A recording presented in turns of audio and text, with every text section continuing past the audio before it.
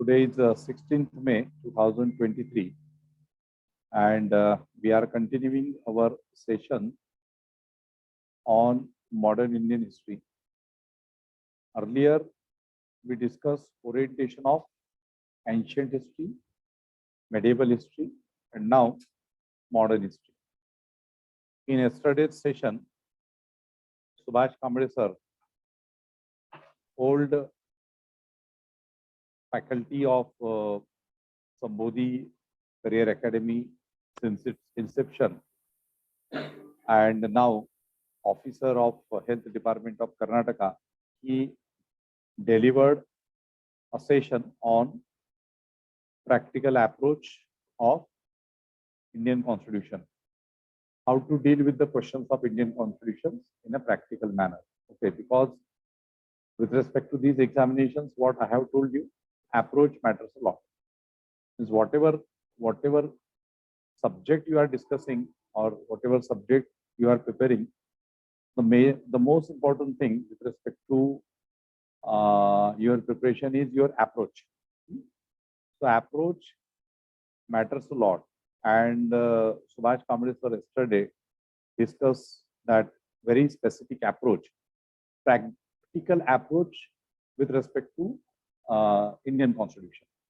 So he discussed fundamental rights, directive principles, interlinked so many things of fundamental rights and directive principles of state policy with the different programs which have been started by the government. At the same time, the institutions like judiciary, legislature, and executive, that was also discussed by Subhash sir. Now, today I am starting a topic that is modern Indian history. In modern Indian history, we are going to discuss the syllabus of modern Indian history. Okay, with respect to prelims, with respect to mains, modern Indian history is a subject which is important at both the stages. Okay, and rather, this modern Indian history is a subject which is equally important for all competitive examinations. Okay, ancient and medieval history, these are two topics which are very important for UPSC Civil Services exam, MPSC State Services exam, Assistant Commandant exam, all staff selections exams, RRB exam, Intelligence Bureau exam, etc., etc. But modern Indian history is applicable to all examinations. Okay, in Maharashtra, if you are thinking about Group B, so for Group B, only modern history is important, not ancient and medieval history. Okay, but almost for all central government examination, all the three segments of history, that is ancient, medieval, and modern, that are important. Now, at prelims level, at mains level. So at prelims level, we have objective level questions. At mains level, we have written questions. Okay. So now, what is syllabus of modern Indian history? काय असतं modern Indian history मध्ये? Modern Indian history मध्ये काय असतं syllabus मध्ये? If you talk about syllabus of modern Indian history, then it consists of what? काय असतं syllabus मध्ये? So याच्यामध्ये तुम्हाला सगळ्यात महत्त्वाचा टॉपिक आहे, first topic, that is arrival of Europeans in India.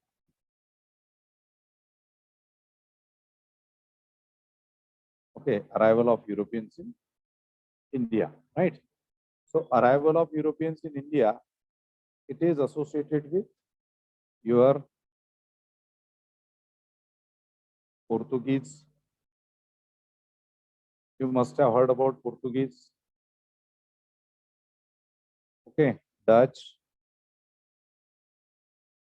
British, Danes, and French. Okay, now with respect to this thing, you can get question in your examination.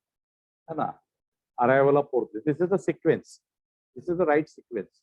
That if you get a question, who arrived in India first time? Okay, which European company arrived in India first? So that is Portuguese. Okay, Vasco da Gama arrived in India in 1498. Okay, on the Calicut port. ठीक है? हाँ, अच्छा, हाँ, Calicut Port. Okay. Then after that, there is a formation of or arrival of Dutch company. Then there is a British company. Then there were Danes, and then there were French. Okay. So all these European groups arrived in India in a very proper sequence. एका sequence मध्ये हे आले भारतामध्ये. Then they established in India. Then they did commercial practices in India, or we can say the trade in India. So related to their arrival, related to their establishment, related to their commercial activities, questions are possible at prelims level. Okay, objective type questions are possible at prelims level. Prelims level ला prelims मध्ये याच्यावरती questions येऊ शकतात. While establishing themselves in India, these people they fought wars with each other. Okay, so you can get questions related to wars. They fought wars with each other. Famous wars of these European companies with each other. पोर्तुगीजांचं फ्रेंचांसोबतचं महत्वाचं भांडण होतं. Portuguese fought war with French. Okay, you must have heard that there were Anglo-French wars. Anglo-French. So Anglo means British, French means French. So these two organizations, or two, what you can say, two companies or the two groups, European groups, they were fighting with each other. Okay, they were having fighting in the Europe, and the same continued in India. So there are regular questions on the conflict between British and the French. Okay, or conflict between Portuguese and the British, or between Dutch and the British, likewise. Okay, sir, this is important. Now, this is very detailed history, like when these Portuguese arrived in India, when these Dutch arrived in India, what they did, how they got established. Okay, all these things are also important. पण आपण ते शिकत असताना त्या सगळ्या गोष्टी discuss करतो. ठीक आहे. नाउ बॅटल्स, काही महत्त्वाच्या बॅटल्स तुम्हाला जसं आता फॉर एक्झाम्पल यांच्या ज्या बॅटल्स झाल्या त्याच्यामध्ये काही महत्त्वाच्या बॅटल्स वरती क्वेश्चन्स विचारले जातात. Mostly if I ask you Battle of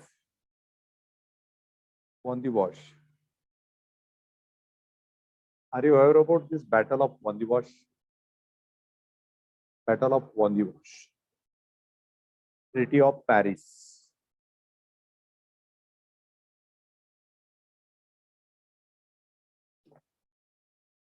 Treaty of Paris. Have you heard about this Treaty of Paris? Can you guess? Battle of Wandiwash between which two European powers? It fought between which two European powers?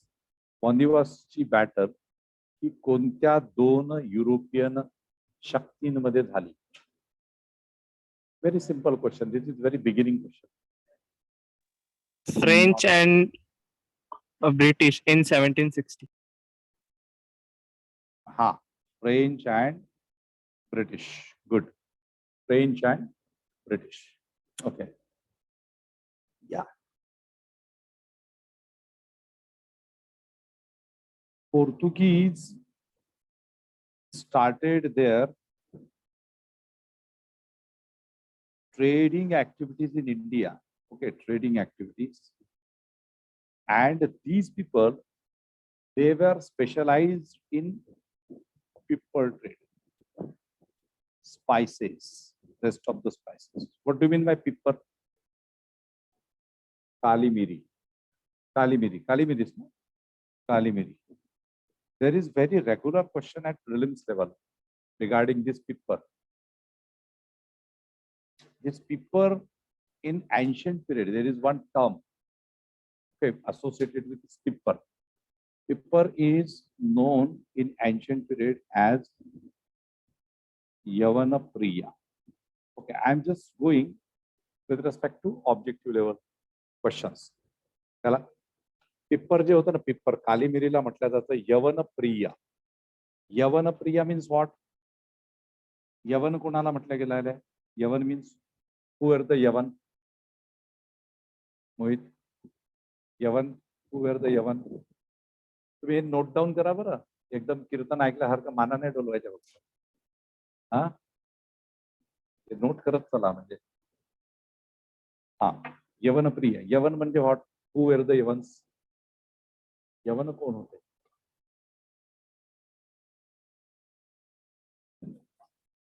And this is a name for paper in ancient India. प्राचीन भारतामध्ये नाव होतं पेपरचं नाव यवन प्रिया. प्राचीन भारतामध्ये, ancient India.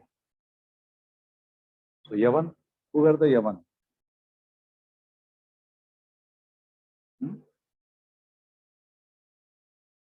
कोणाला Afghanistan.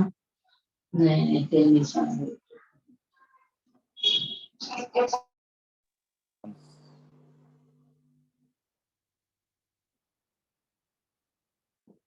Not Afghans. यवन Greek होते का? ग्रीक, ग्रीक होते का? तन्वी, तेजस्वी, ग्रीक शाखा, यवन, शरयू. For the यवन्स, यवन प्रिया. यवन means Greek people. Greek people, Greek. Okay. So यवन Priya. Okay, just your information, because these are possible questions, 1-line questions in your examination, right?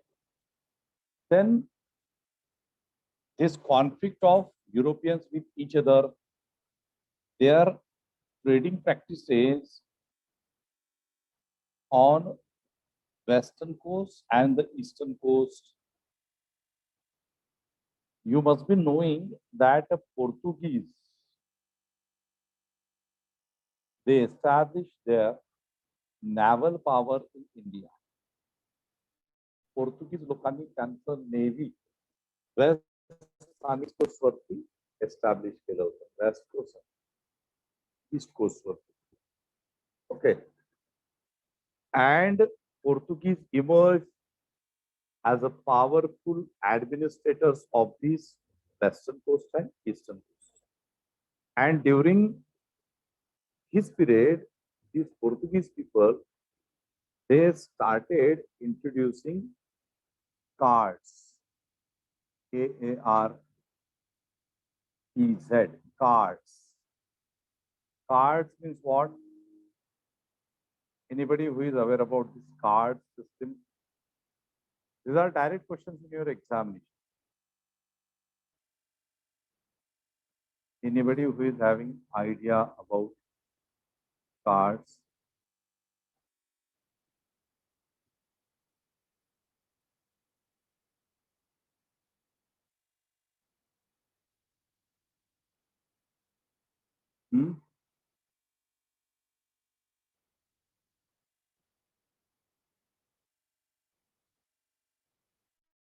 Sir, voice. हा, कार्ड्स काय होतं? हॅलो, आवाज येतोय ना माझा? Cards means what?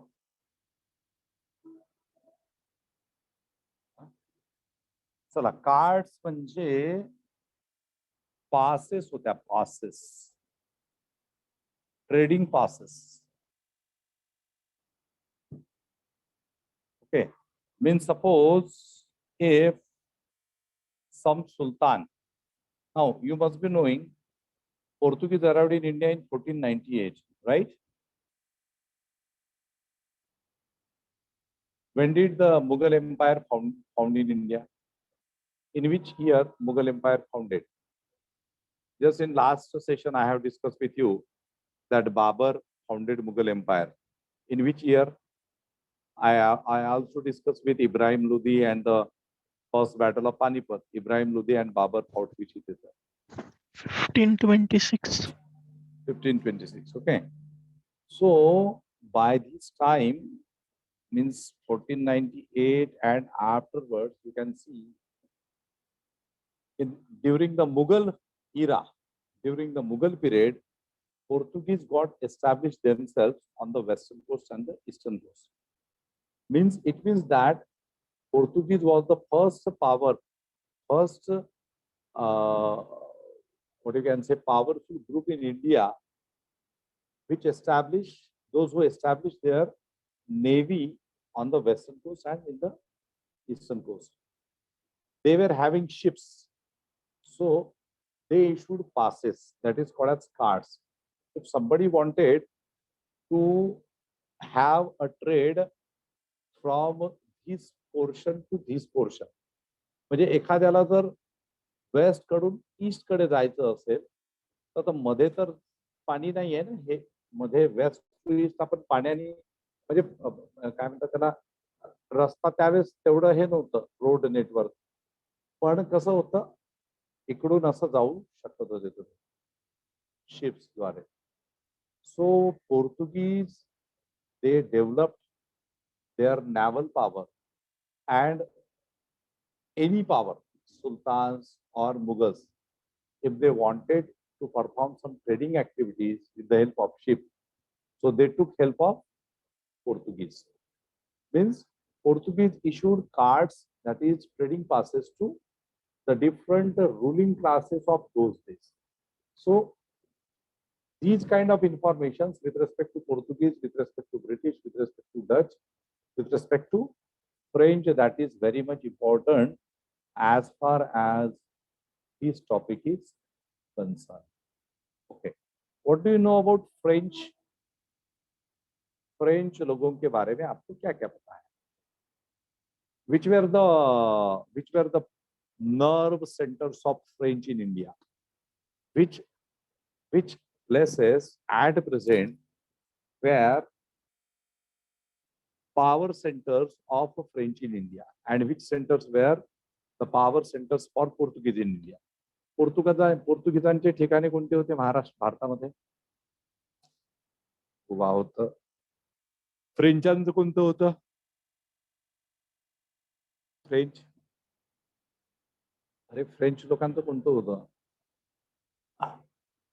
फ्रेंचांचं कोणतं होतं? अच्छा, भारतामध्ये एक युनियन टेरिटरी आहे, जी युनियन टेरिटरी एका ठिकाणी नाहीये. तिचे जे स्पेअर पार्ट्स आहेत, स्पेअर पार्ट्स म्हणजे तिच्याशी असोसिएटेड जे रिजन्स आहेत ते एका ठिकाणी मोबालाइज नाहीये. अशी कुठली युनियन टेरिटरी आहे?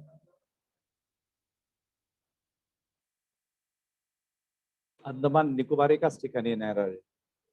अंदमान आणि निकोबार मध्ये पोर्तुगीज गेले होते का, फ्रेंच गेले होते का? Which union territory is having scattered geographical regions?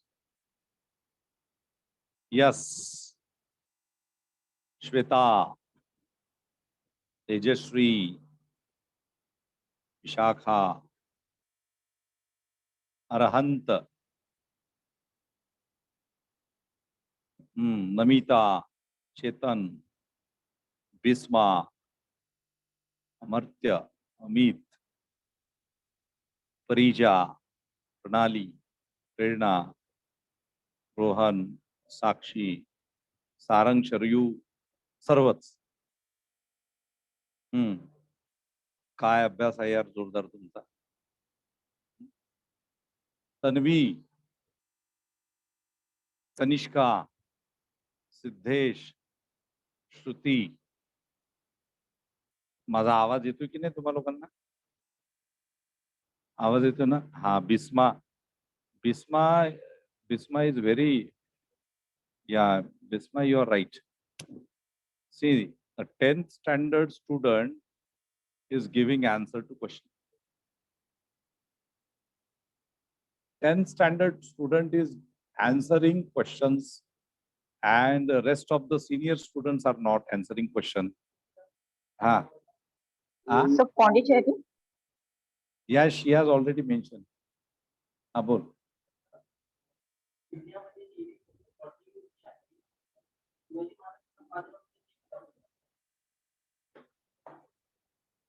Shivaji Maharaj कोणत्या काळात होते? नंतरच्या. हे पोर्तुगीज बाहेरून आलेले होते, त्यांनीच नेव्ही डेव्हलप केली. कोस्टल रिजन जे आहेत ना, शिप्स त्यांनी डेव्हलप केले. शिवाजी महाराजांचं पण काही एवढं हे नव्हतं. ते त्यांनी ते कोस्टल रिजन्स मध्ये किल्ले बांधले. सिंधुदुर्ग वगैरे हे आहेत ना सगळे, ते रिजन्स त्या कोस्टल रिजन याच्यामध्ये.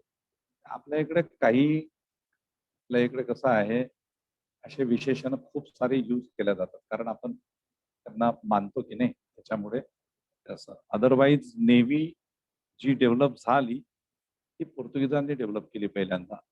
हे मुघलांपासून तर सगळेच लोक पोर्तुगीजांकडून ट्रेडिंग पासेस घ्यायचे. ओके, आता पोर्तुगीज केव्हा आले? 1498. शिवाजी महाराजांचा कालखंड केव्हाचा आहे? 1600च्या याच्या, 1600 to 1700च्या दरम्यान, बरोबर ना? त्या याच्यात म्हणजे 17th सेंचुरी. हे पोर्तुगीज त्यांच्या आधी आले. They develop their navy, they establish their hegemony on the western coast and the eastern coast. Anyway, okay. So Pondicherry or Puducherry. Puducherry is having, suppose this is Puducherry. So Puducherry is having its administrative regions at Mahe on the western coast, at Yenam, at Karaikal. बरोबर ना? पुडुचेरीचं administration कसं आहे? यानम आहे आंध्र प्रदेशच्या साईडला, कराईकल आहे तामिळनाडू, माहे कुठे आहे? केरला साईडला, आणि पुडुचेरी कुठे आहे? ते पण तामिळनाडूच्याच रिजन मध्ये. Okay, so Puducherry is having it's administration over this here, here and here. Puducherry was ruled by which foreign company? French. Puducherry ruled by French. अच्छा, आणखी एक सिंपल क्वेश्चन विचारतो. Portuguese was the first company who arrived in India. Which was the last European company who left India?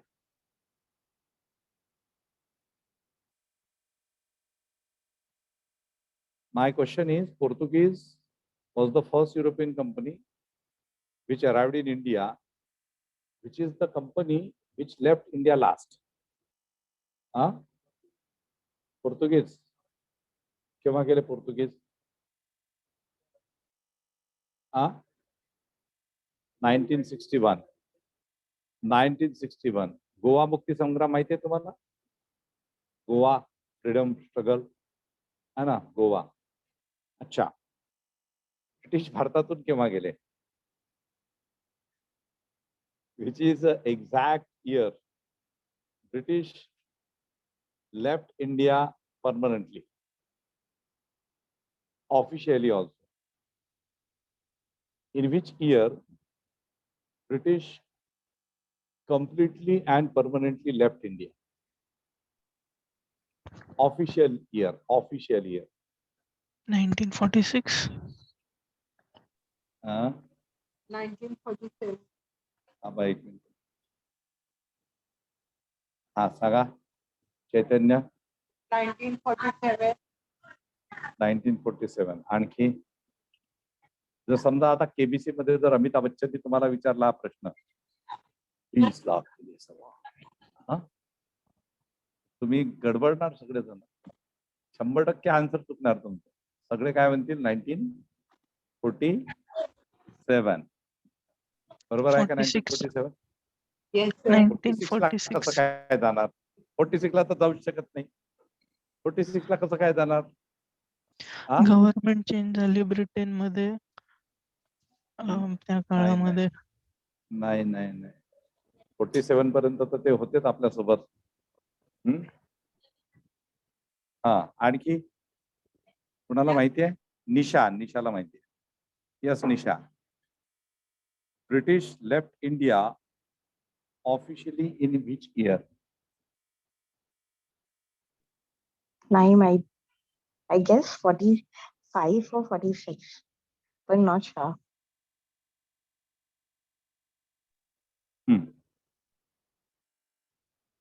हा आणखी Tejasri British left India in which year officially?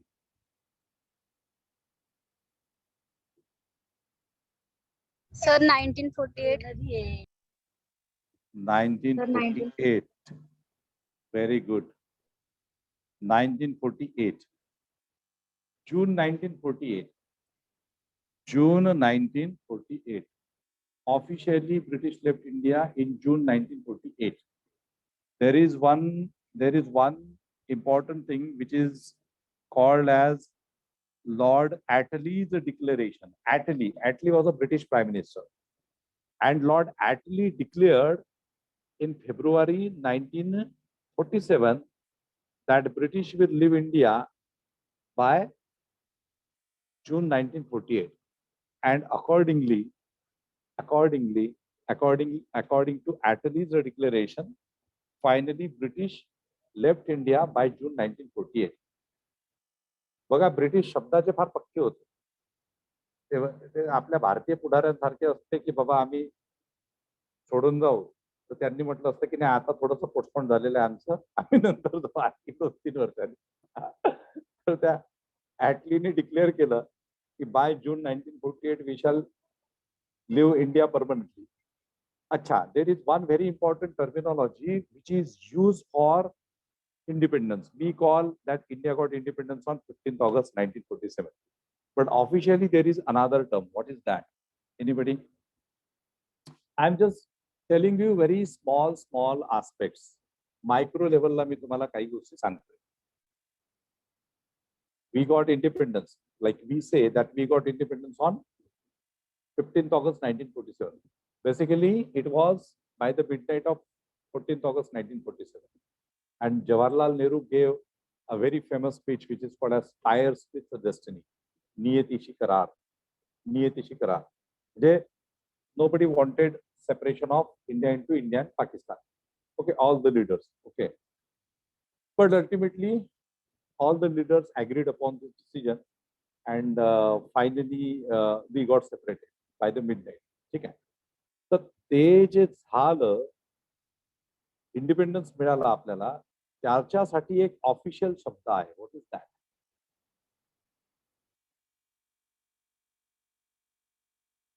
Vishakha, Srushti, Tanvi, Desh, Shruti, Sarang, प्रेरणा, प्रणाली.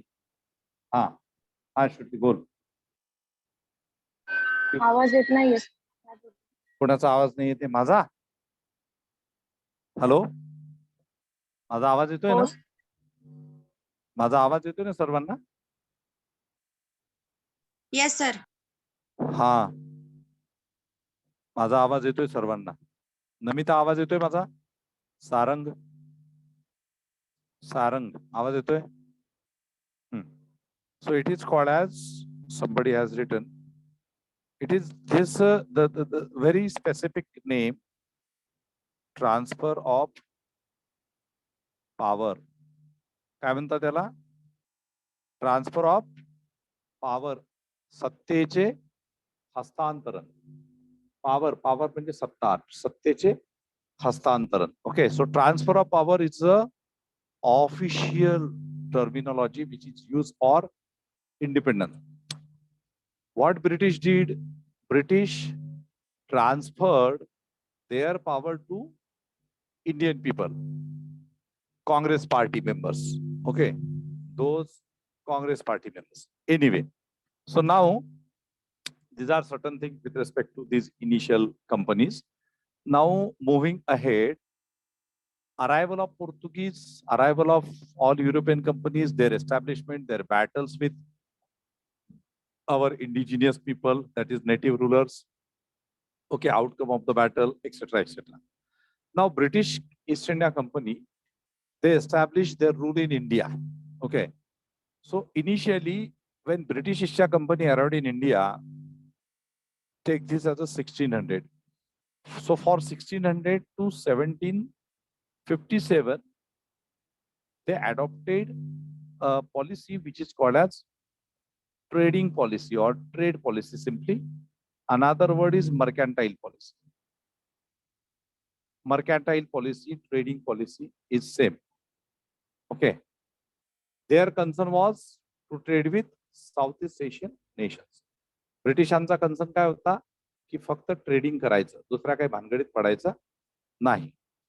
But eventually by almost after investing more than 150 plus years in India, they realize कि there are so many issues in India. भारतामध्ये खूप साऱ्या समस्या आहेत.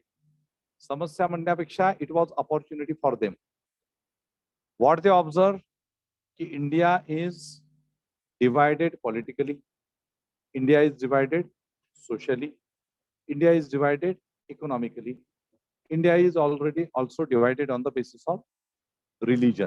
ठीक आहे. त्यांच्या ते लक्षात आलं की भारतामध्ये जातीप्रथा आहे, भारतामध्ये वेगवेगळ्या प्रकारच्या परंपरा आहेत, वेगवेगळे कस्टम्स आहेत आणि Indian people are already divided.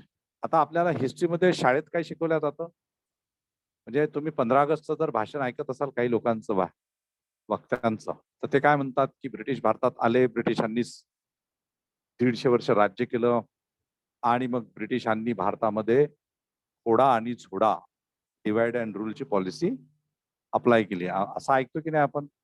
घासून घासून गुडगुडीत झालेलं भाषण असतं ते. दरवर्षी ते एकच भाषण ते पाठ केलेलं असतं त्यांनी आणि तेच भाषण ते देतात. त्यांना कोणीतरी लिहून दिलेलं असतं राज्य म्हणजे राजकीय लोकांना, पुढाऱ्यांना, कारण त्यांना तेवढा वेळ नसतो. ते फार बिझी लोक असतात ते, आहे नाही, त्यांना छापण्यापासून वेळ नसतो, त्याच्यामुळे they are very busy persons. So ते एकच भाषण देतात. तुम्ही पण शाळेमध्ये तुम्हाला पण तुमच्या टीचरनी सांगितलेलं असतं की British arrived in India and British rule India for more than 150 years. Okay, and British introduce the divide and rule policy. आपले टीचर पण आपल्याला हेच सांगतात. पण आता टीचरनी सांगितलं, टीचरवरती विश्वास ठेवावा लागतो, है ना. म्हणजे आता मी जर सांगितलं तर माझ्यावरती विश्वास ठेवावा लागेल. पण British were British continued the policy of divide and rule, we can say, on certain occasions, but divide and rule policy is not introduced by British in India. It was introduced earlier in the Vedic period. Who divided Indian society into 4 varnas? Aryans. They first time introduced Vedic religion, and this Vedic religion consisted of Brahmins, Kshatriya, Vaishyas, and Shudras. So that is the first division in India. Okay, so the first division introduced by the Aryans, those who were not aboriginal or indigenous people, they arrived in India from the Central Asia and they were barbaric people. हिंस्त्र लोक होते, खुनशी होते, खुनशी म्हणून तर त्या central एशियामध्ये अजूनही problems आहेत. मध्य आशियामध्ये अजूनही प्रॉब्लेम आहे, कारण यांचं जीन्स आणि त्यांचं जीन्स सेमच आहे. यांचे डीएनए आणि त्यांचे डीएनए सेम आहेत. ओके, म्हणून ते बॅरबॅरिक होते. बॅरबॅरिक माहिती आहे तुम्हाला की आक्रमण करायचं, सरळ बिलकुल खतमच करून टाकायचं. इकडून तलवार टाकली की बाहेरूनच निघते. घोड्यावर बसून आले होते, मागेच तुम्हाला सांगितलं 80 मध्ये. So basically British arrived after so many centuries. Okay, so British didn't introduce this divide and rule policy, but eventually when British, and afterwards what happened, right, from ancient to medieval and then medieval to modern, what we can see, the Indian society was divided into caste. म्हणजे varna order system transform into caste system. आणि मी तुम्हाला आधीच्या लेक्चरमध्ये तुम्हाला सांगितलंय की भारत इतका खतरनाक देश आहे की भारताला आतापर्यंत Guinness book of world record मध्ये कोणी डिमांड का नाही केली काय माहिती. म्हणजे जातीच्या संदर्भात 6000 जाती आपण कवटाळून बसलेलो आहोत इतक्या वर्षामध्ये. त्याच्यासाठी आपल्याला एक गिनीज बुक मध्ये तर नाव नोंदवलं गेलं पाहिजे होतं की नाही, बरोबर ना मोहित? हा आहे की नाही? काय माहिती कोणी डिमांडच नाही करत. मला आता वाटतं मी सिग्नेचर घेणं सुरू करून देतो की बाबा एवढा मोठा खतरनाक देश आहे आपला की ज्याच्यामध्ये इतक्या जाती आहेत, इतक्या प्रथा आहेत, इतक्या परंपरा आहेत, तर त्याला काहीतरी भेटलं पाहिजे ना ग्रीनिज बुक मध्ये. बाकीच्यासाठी तर आपण नाव नोंदवून घेतोच, तर त्याच्यासाठी पण मिळालं पाहिजे. ठीक आहे. So British understood this division of the society, and then British realized that here there is a discrimination with the women, discrimination on the basis of caste, and then there were so many what we can say the things in the name of religion. We had Devdasi that time. Okay, we had widow like no marriages for the widows. There was a sati system prevalent in the society. There was caste system prevalent in the society. No education to the non-Brahmins. Okay, no education. The education to the non-Brahmins was denied. So all these factors were there. Politically also we were not united. Okay, मला वाटतं की सुरुवातीला एक प्रश्न विचारला होता की what is a nation? Like what is it? When you found the concept of nation evolved in the modern times. Because the concept of nation basically we can find during the period of Ashoka. Because Ashoka was an emperor. He was not a small king of small principality. And then afterwards, during the period of Basha Akbar, during the time of Akbar, we can find there was unified India. Okay, कारण बादशाह होता तो दिल्लीला बसायचा आणि त्यांना जर इकडून हुकूम सोडला दिल्लीवरून अशा टाळ्या वाजवून जा उसको उठा के लेके आओ तामिळनाडू से, तर चाललं त्याला बिलकुल तो खालचा माणूस तिकडे पोहोचलाच पाहिजे वरती. That is a power. That is a centralized power. That centralized power we can see during the period of Ashoka and during the period of Basha Akbar. So we can say that on those two occasions there was a concept of nation. Nation म्हणण्यापेक्षा की एक Mauryan empire होतं वरून पर्यंत तर खालपर्यंत, किंवा मुघलांचं शासन होतं वरून तर खालपर्यंत. बट नेशनची जी कन्सेप्ट आहे ना, ही कन्सेप्ट कालांतराने इव्हॉल्व्ह होत गेली. That is a concept of 20th century India. 20व्या शतकातली ती कन्सेप्ट आहे. आता तुम्हाला ब्रिटिशांनी काय बघितलं आणखी, what British found? They founded that there are rulers and these rulers are fighting with each other. Okay, म्हणजे अकबर बादशाह जो होता त्या अकबर बादशाहनी जेवढ्याही राजपूत फॅमिलीज होत्या त्या राजपूत फॅमिलीजच्या एक एक ज्या राजकन्या असतील प्रिन्सेस त्यांच्यासोबत लग्न केलं होतं. त्याची सेपरेट मॅट्रिमोनियल अलायन्स पॉलिसी होती. म्हणजे तो कोणाचाही जावाई बनून जायचा. ज्या राजपूतांनी विरोध केला किंवा जो राजपूत विरोध करेल किंवा ज्याच्यावरती अकबर हमला करेल तो राजपूत काय करायचा, त्याच्या मुलीचं लग्न त्या अकबरासोबत लावून द्यायचं. म्हणजे अकबर हा सगळ्याच राजपूतांचा जावई झाला ऑलमोस्ट, एक फॅमिली सोडून. मॅट्रिमोनियल अलायन्स सिस्टम होती आणि एकाही राजपूताचं एकमेकांसोबत पटायचं नाही. Rajput were divided. Okay, likewise in Maharashtra all the Maratha clans were divided. तुम्हाला माहिती असेल की there were Nimbadkar, there were Bhosle, there were Holkar, right, there were Gaikwad, there were आणखी जे काही असतील सटर ते सगळे. Okay, all these people they were divided. त्याच्यानंतर मुस्लिम सुद्धा ऑर्गनाइज नव्हते. निजाम वेगळा, मैसूरचा टिपू सुलतान वेगळा, तिकडले उत्तरेकडले जे मुस्लिम रूलर्स होते ते वेगळे. So again they were also not united. So there was no sense of nationalism or unity among these all powers. मग आपण म्हणू का की ते युनाइटेड होते आणि आपण नेशन होतो? आता आपण आज तरी आपण नेशन आहोत का सांगा?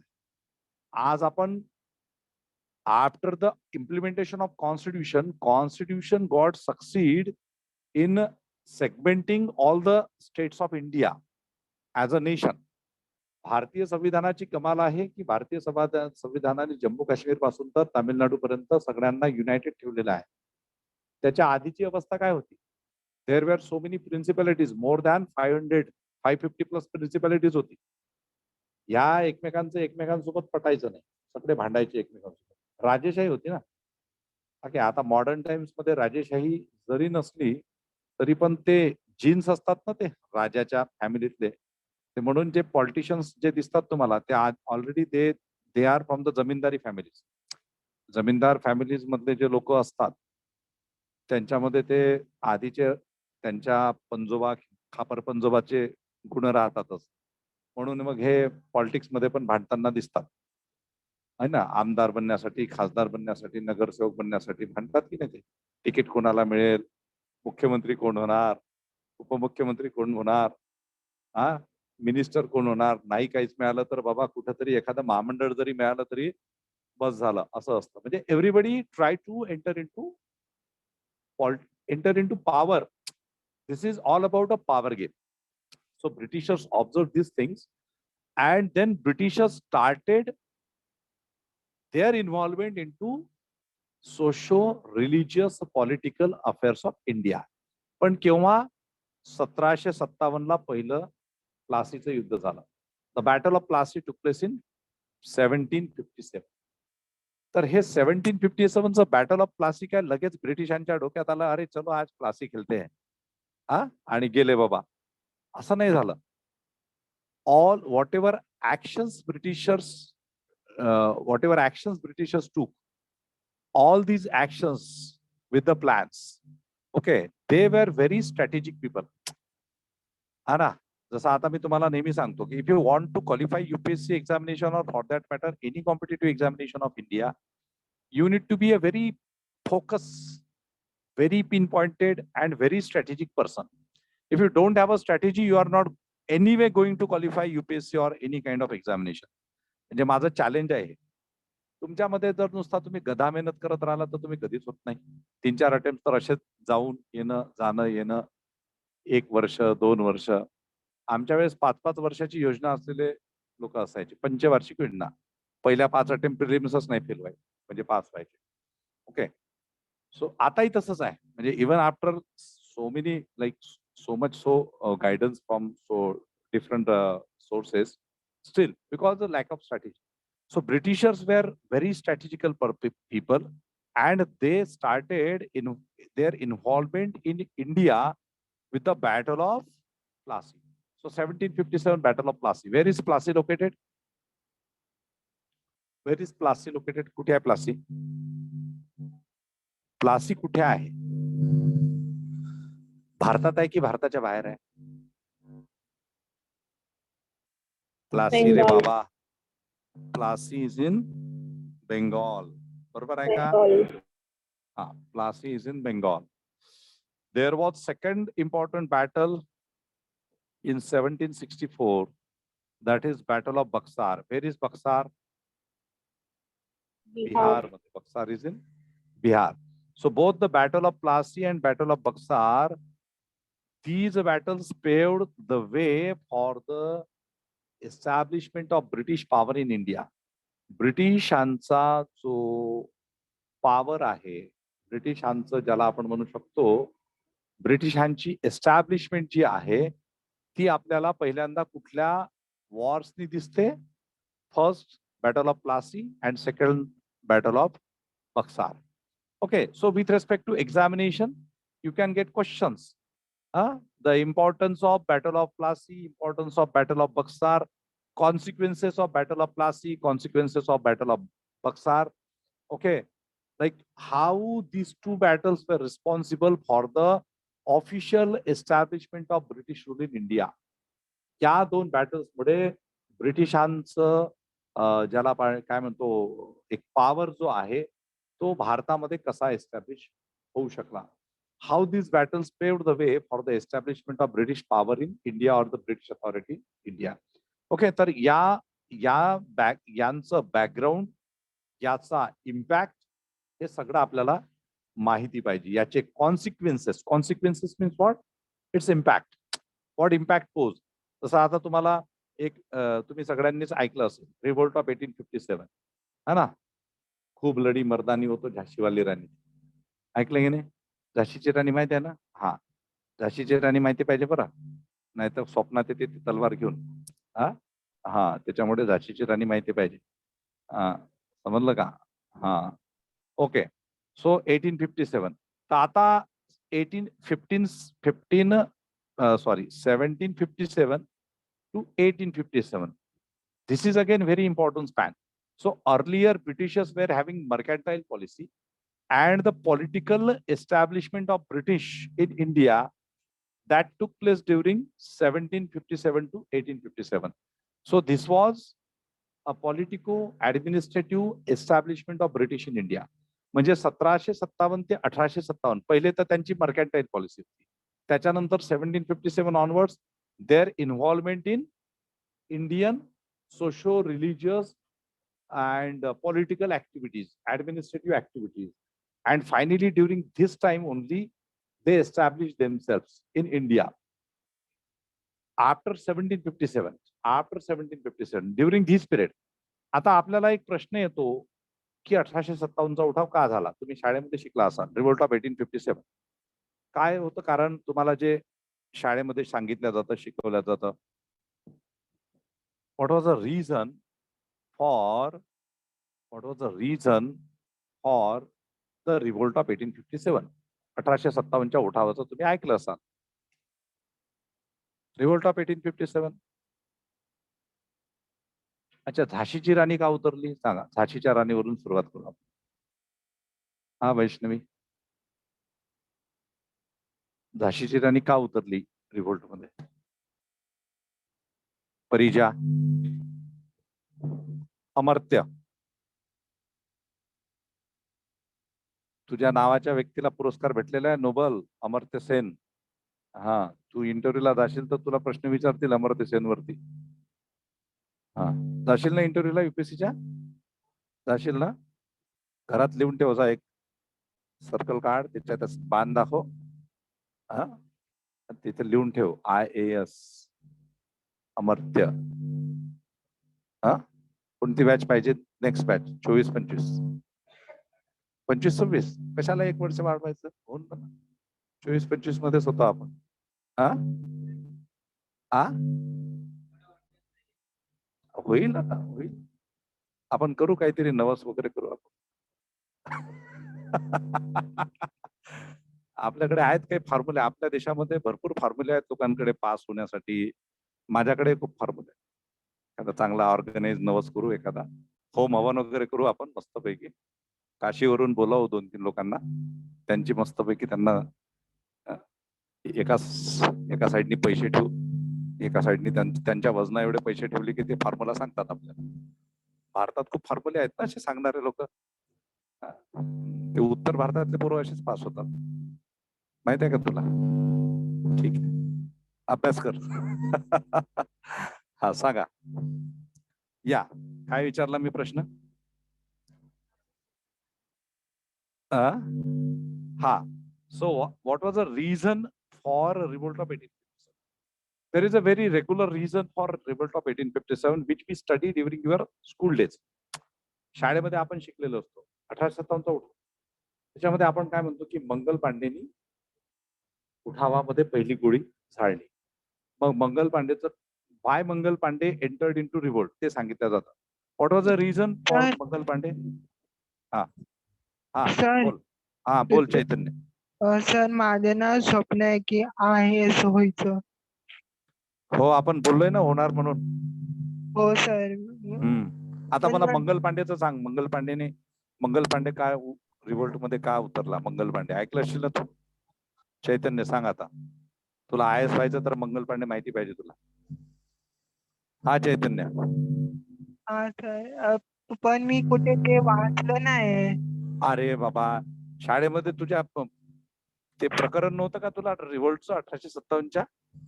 नाही सर. मग मंगल पांडेचं नाव नाही ऐकलं तू? नाही सर, नाही ऐकलं.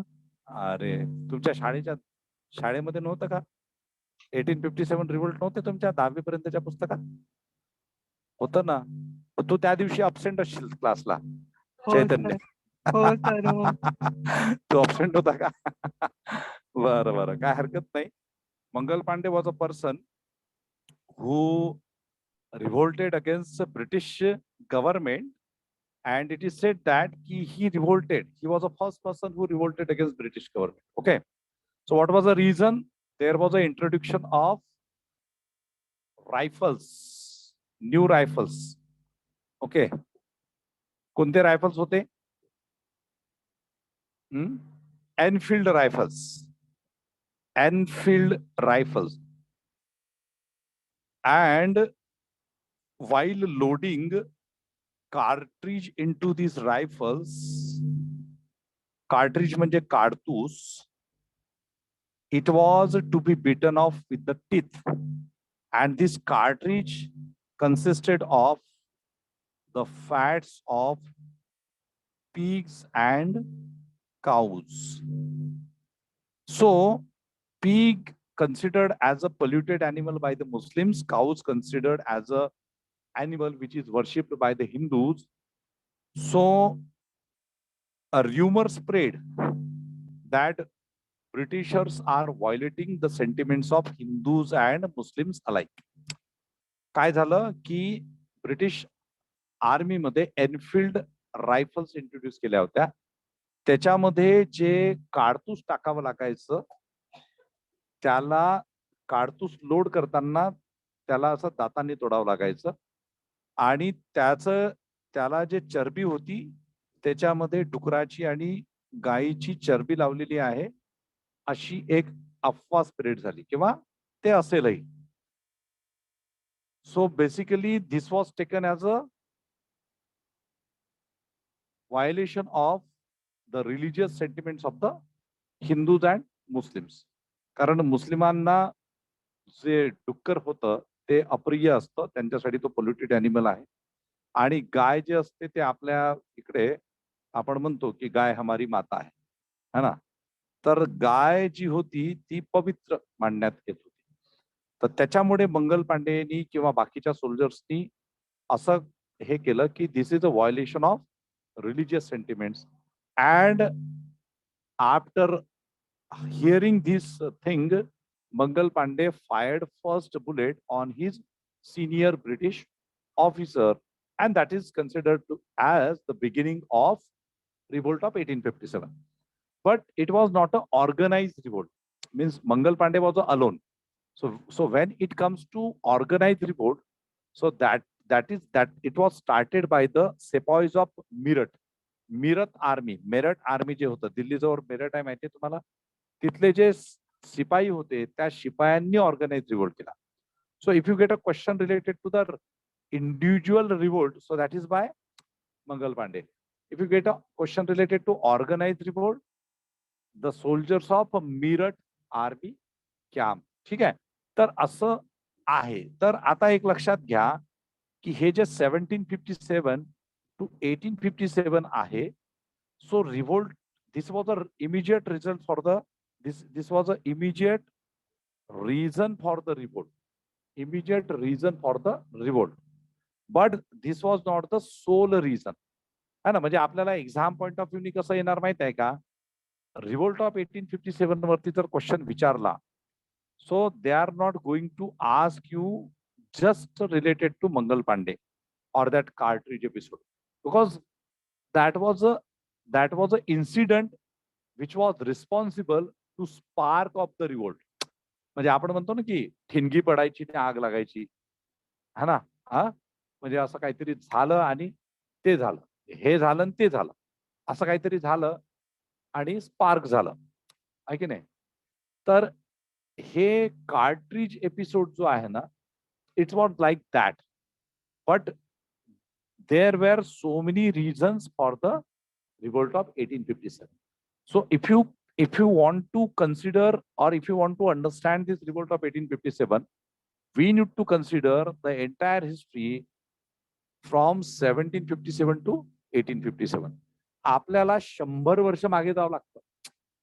म्हणजे मी तुम्हाला अगदी सोप्यात सोपं गोष्ट सांगतो. एखादी पॉलिटिकल पार्टी असते किंवा एखादं कुठलंही इन्स्टिट्यूशन असतं किंवा एखादं एज्युकेशनल इन्स्टिट्यूशन असतं, इमिजिएटली लगेचच्या लगेच ते फेमस होतं वगैरे आहे का. म्हणजे आताच्या काळात ठीक आहे, शाहरुख खानने ऍडव्हर्टाईज केली, शाहरुख खानकडे पाहून बाकीचे लोक ऍडमिशन घेतात, है ना. Okay.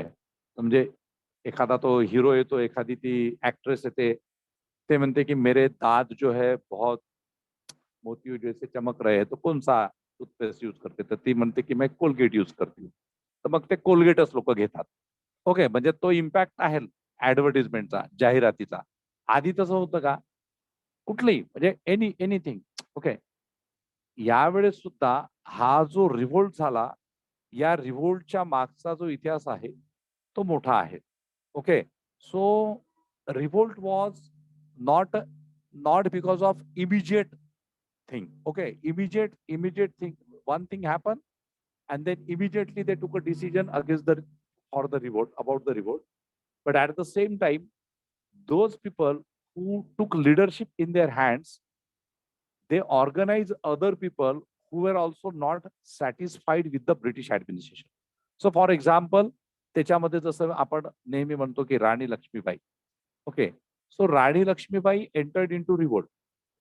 But what was the reason for her entry into the revolt? Tatya Tope entered into revolt. Tatya Tope entered into revolt. But why he entered into revolt? ऐकलं का तुम्ही?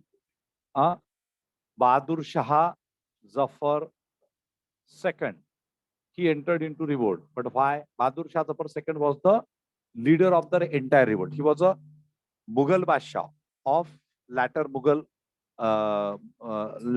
regime. Okay, but why Bahadur Shah Zafar II entered into revolt? Why Tatya Tope? Why Rani Lakshmibai?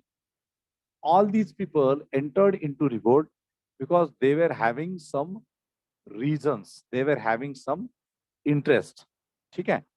तर या पद्धतीने आपल्याला कसं की whenever we are studying history subject, okay, modern history or any history, we need to understand each and every topic with critical mindset, with analytical mindset.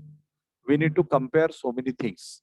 आपल्याला history फक्त अनेक लोकांचा जसा गैरसमज आहे की history is just related to factual information. So history is just not a subject of factual information. History is more or very much analytical. It is very much critical. It is very much comparative. Okay, तर इतिहासामध्ये अनेक गोष्टी अशा असतात की ज्या तुम्हाला त्याच्या बॅकग्राऊंड वरून समजून घ्याव्या लागतात. म्हणजे जर तुम्हाला रिव्होल्ट ऑफ 1857 समजून घ्यायचा असेल तर 1757 प्लासीच्या बॅटल पासून तर 1857 पर्यंतचं सगळं समजावं लागेल. You need to understand the peasant revolt. You need to understand the revolts by the agriculturists. You need to understand so many legislations passed by British government, social legislations, education activities. For example, Sati Act passed by British government in 1829, 28-29. And one among the social reformers, his name was Raja Ram Mohan Rai. So Raja Ram Mohan Rai took efforts in passing that legislation, Sati system. सती माहिती आहे तुम्हाला भारतामध्ये सती होती. काय असायचं सती म्हणजे? What was the Sati? So after the death of a husband, there was a custom prevalent in the society that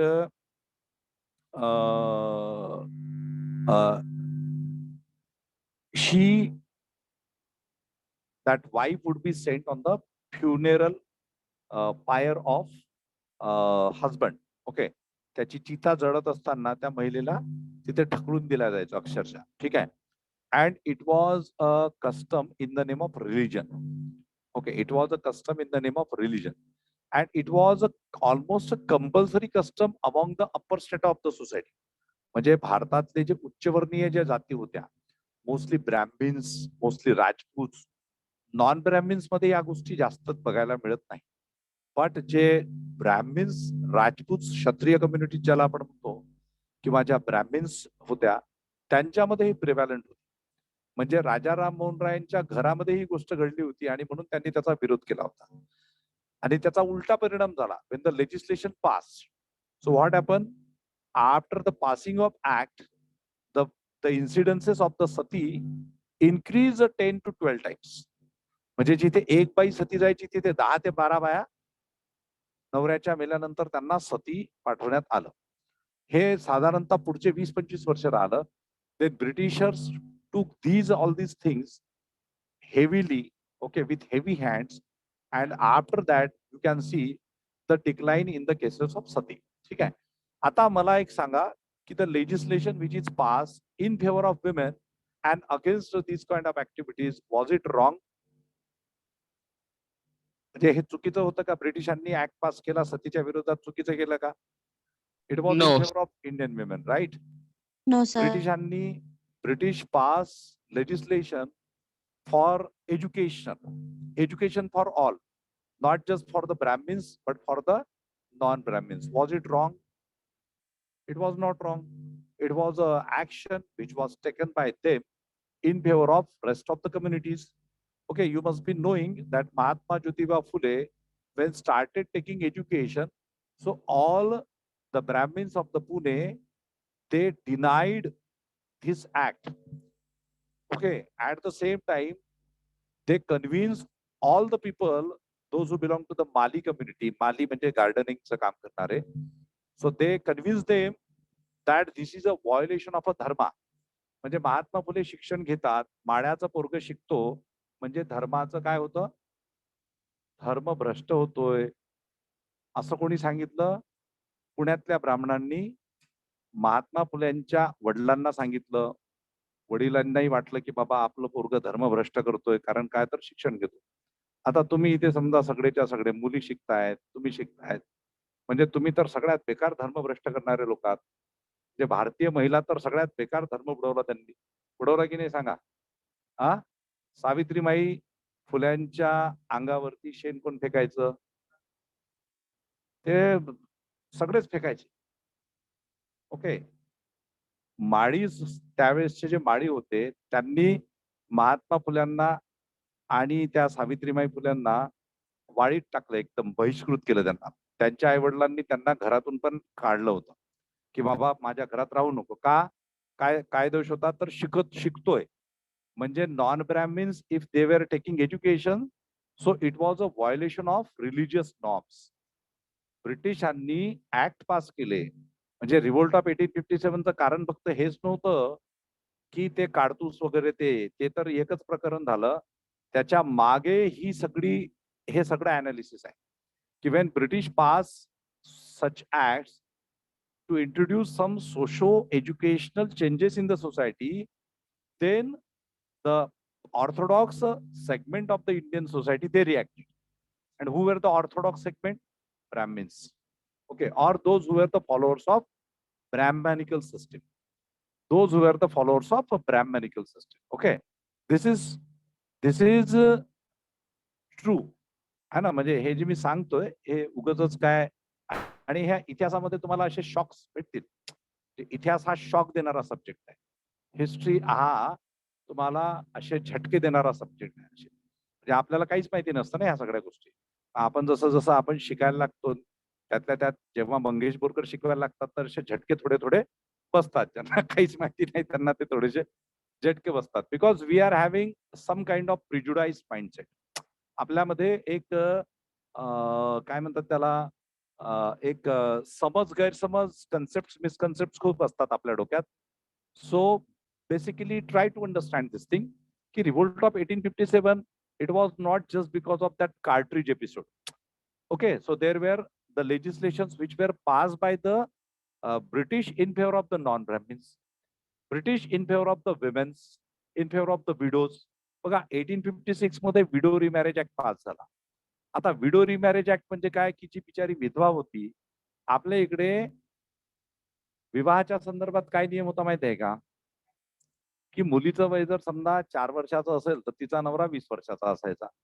मुलीचं वय समजा 10 वर्षाचं असेल तर तिचा नवरा 40 वर्षाचा असायचा. धर्मात धर्मसंमत होतं बरं हे. धर्म खूप महान आहे आपल्या देशामध्ये. म्हणजे रिलिजन म्हणजे सुपिरियर गोष्ट आहे.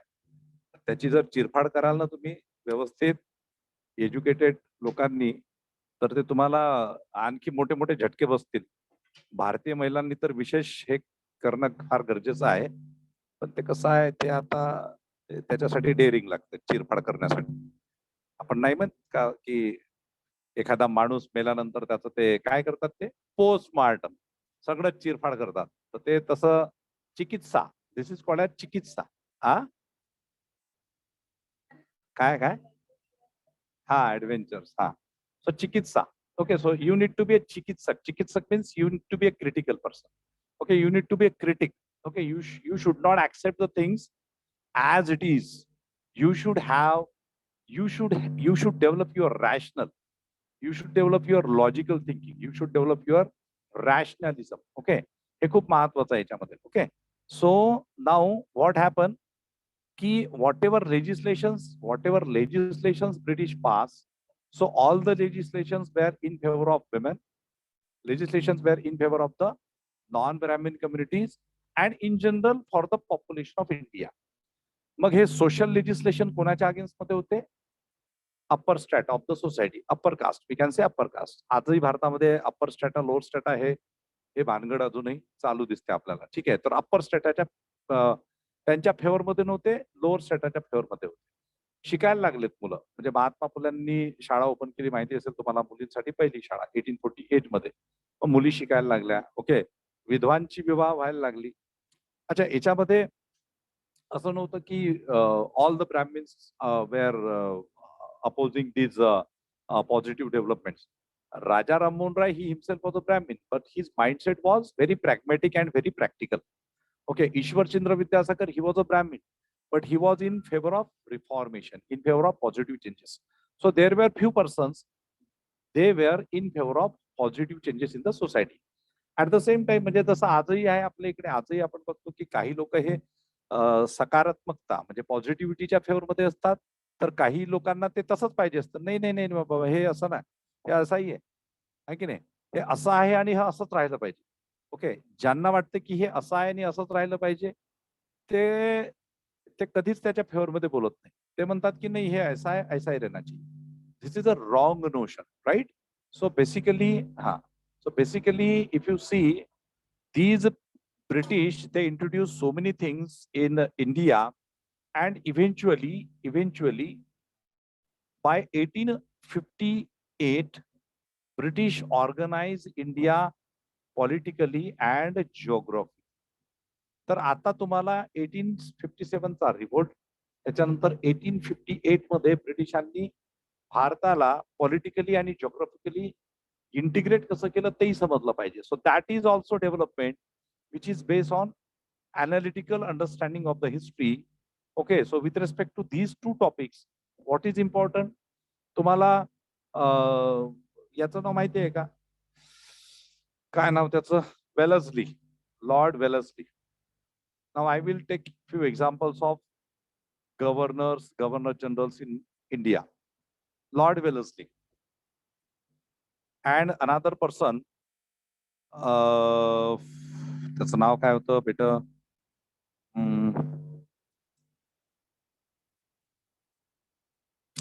तो कोण होता? डॉक्ट्रिन ऑफ लॅप्स वाला कोण होता? डलहौजी. डलहौजी.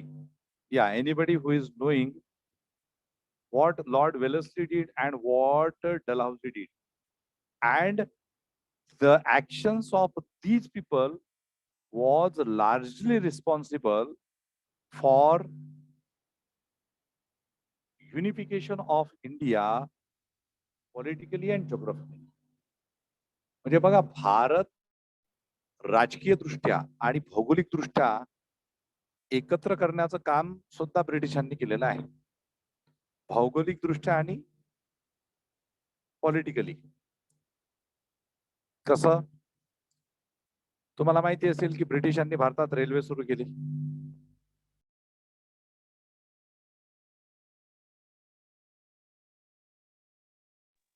रेल्वे सुरू होणं म्हणजे काय?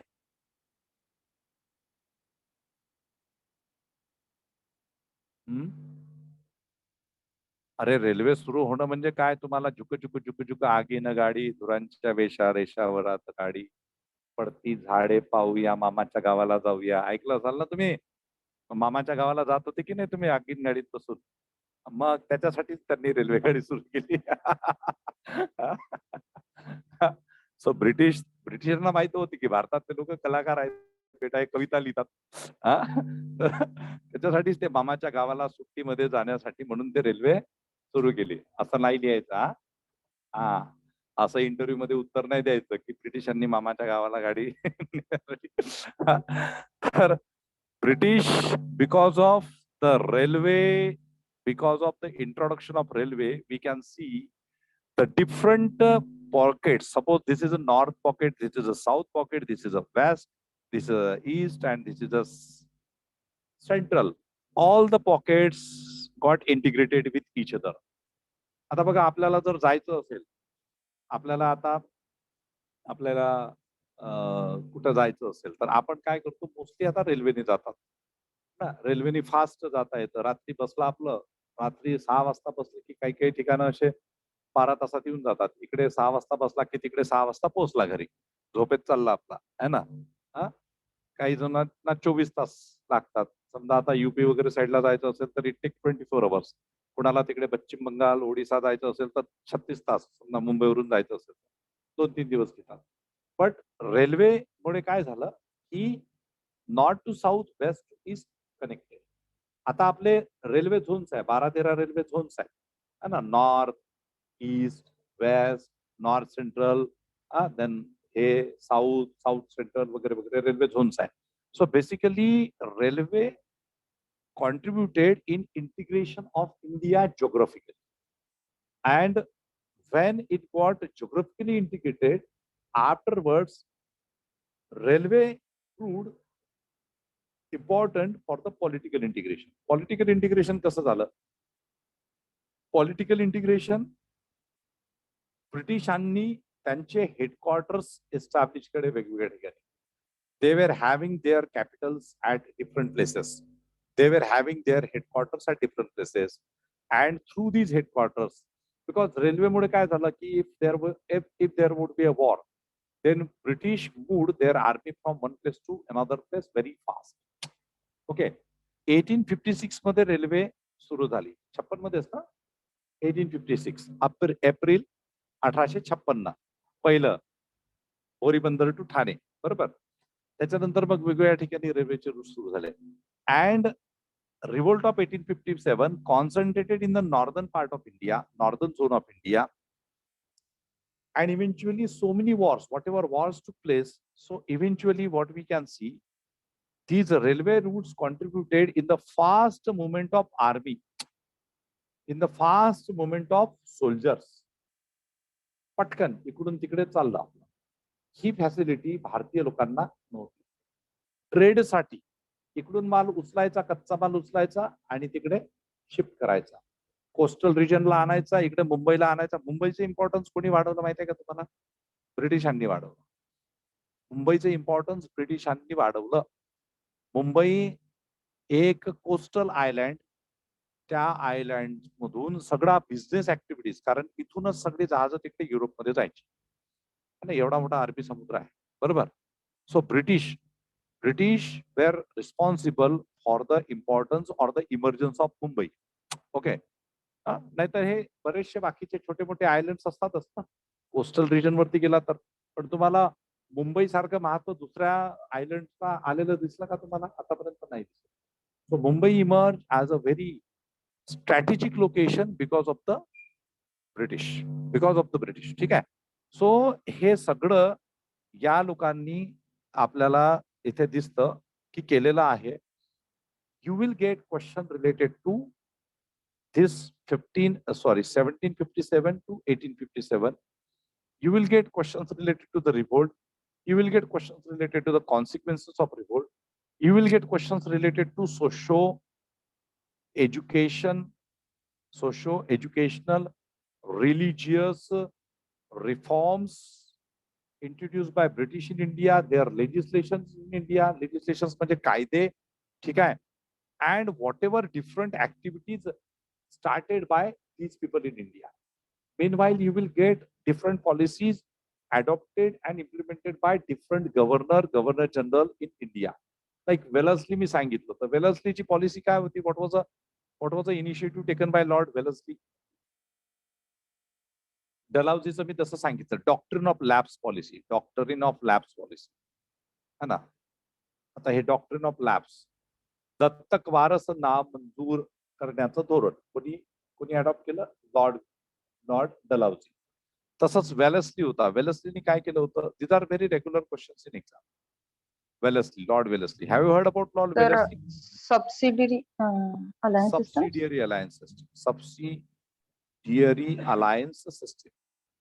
Subsidiary alliance system. Subsidiary alliance system means तैनाती फौज. तैनाती फौजेचं धोरण. What was the basic concept of the subsidiary alliance system?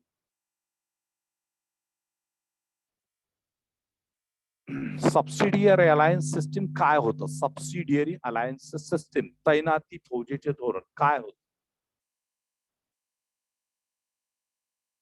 हे शाळेत नव्हतं का तुमच्या? झालं स्कूलमध्ये नव्हतं का हे? काहीच तुम्हाला इतिहास जो शिकवला गेला तो काय शिकवला गेला? की आपण त्यावेळेस तुम्ही बहुतेक अब्सेंट राहायचे हिस्ट्रीच्या लेक्चर सगळेच. हा, हिस्ट्रीचे लेक्चर मिस करायचे का तुम्ही? आवडायचं नाही का तुम्हाला हिस्ट्री? हा, हिस्ट्रीच तर खतरनाक सब्जेक्ट आहे बाबा. बाकीचे सब्जेक्ट एकीकडे आणि हिस्ट्री एकीकडे.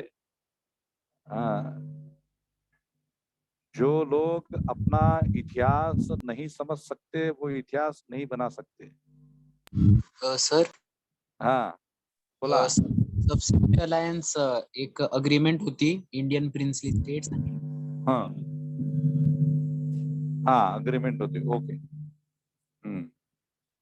चला ठीक आहे. सो सबसिडियरी अलायन्स काय होतं की हा एक राजा, हा एक राजा, हा एक राजा, हा एक राजा, असे राजेच राजे होते आपल्या इकडे. हा, म्हणून आपल्या इकडे काही काही भागामध्ये ना बोलताना पण लोकांना राजा म्हणायची सवय आहे. राजा भाऊ. काय राजा भाऊ.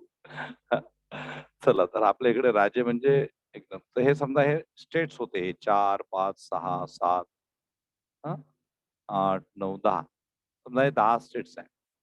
मग हे काय करायचे ब्रिटिश, याचा जो राजा असायचा याच्यासोबत एक कॉन्ट्रॅक्ट साइन केला जायचा. That is called as subsidiary alliance. Contract sign झाला की हा, या ज्या राजाचं सैन्य असायचं ते त्या राजाचं सैन्य, तो राजा काढून टाकायचा आणि तिथे कोणाचं सैन्य यायचं? ब्रिटिशांचं. ब्रिटिशांच्या सैन्याचा पगार कोण देणार? तर राजा देणार. म्हणजे द सोल्जर्स और the British remove the army of the native ruler and they employed their own army which was paid by that king or that ruler. Okay, म्हणजे काय झालं की राजांनी आपल्या लोकांना बेरोजगार बनवलं आणि ब्रिटिश लोकांना सैन्यात घेतलं. त्यांचा पगार कोण देणार? तो राजा देणार पहिलं. म्हणजे ultimately Raja come under the direct control of British army. ठीक आहे. दुसरी गोष्ट, त्याचं जे दरबार असायचा त्या दरबारामध्ये तो एक ब्रिटिश ऑफिसर अपॉइंट केला जायचा. That British officer was responsible to control entire administration, foreign administration and internal administration. Foreign administration means what? तो व्यक्ती जो असायचा, ब्रिटिश रेसिडेंट म्हणायचे त्याला, तो व्यक्ती काय करायचा?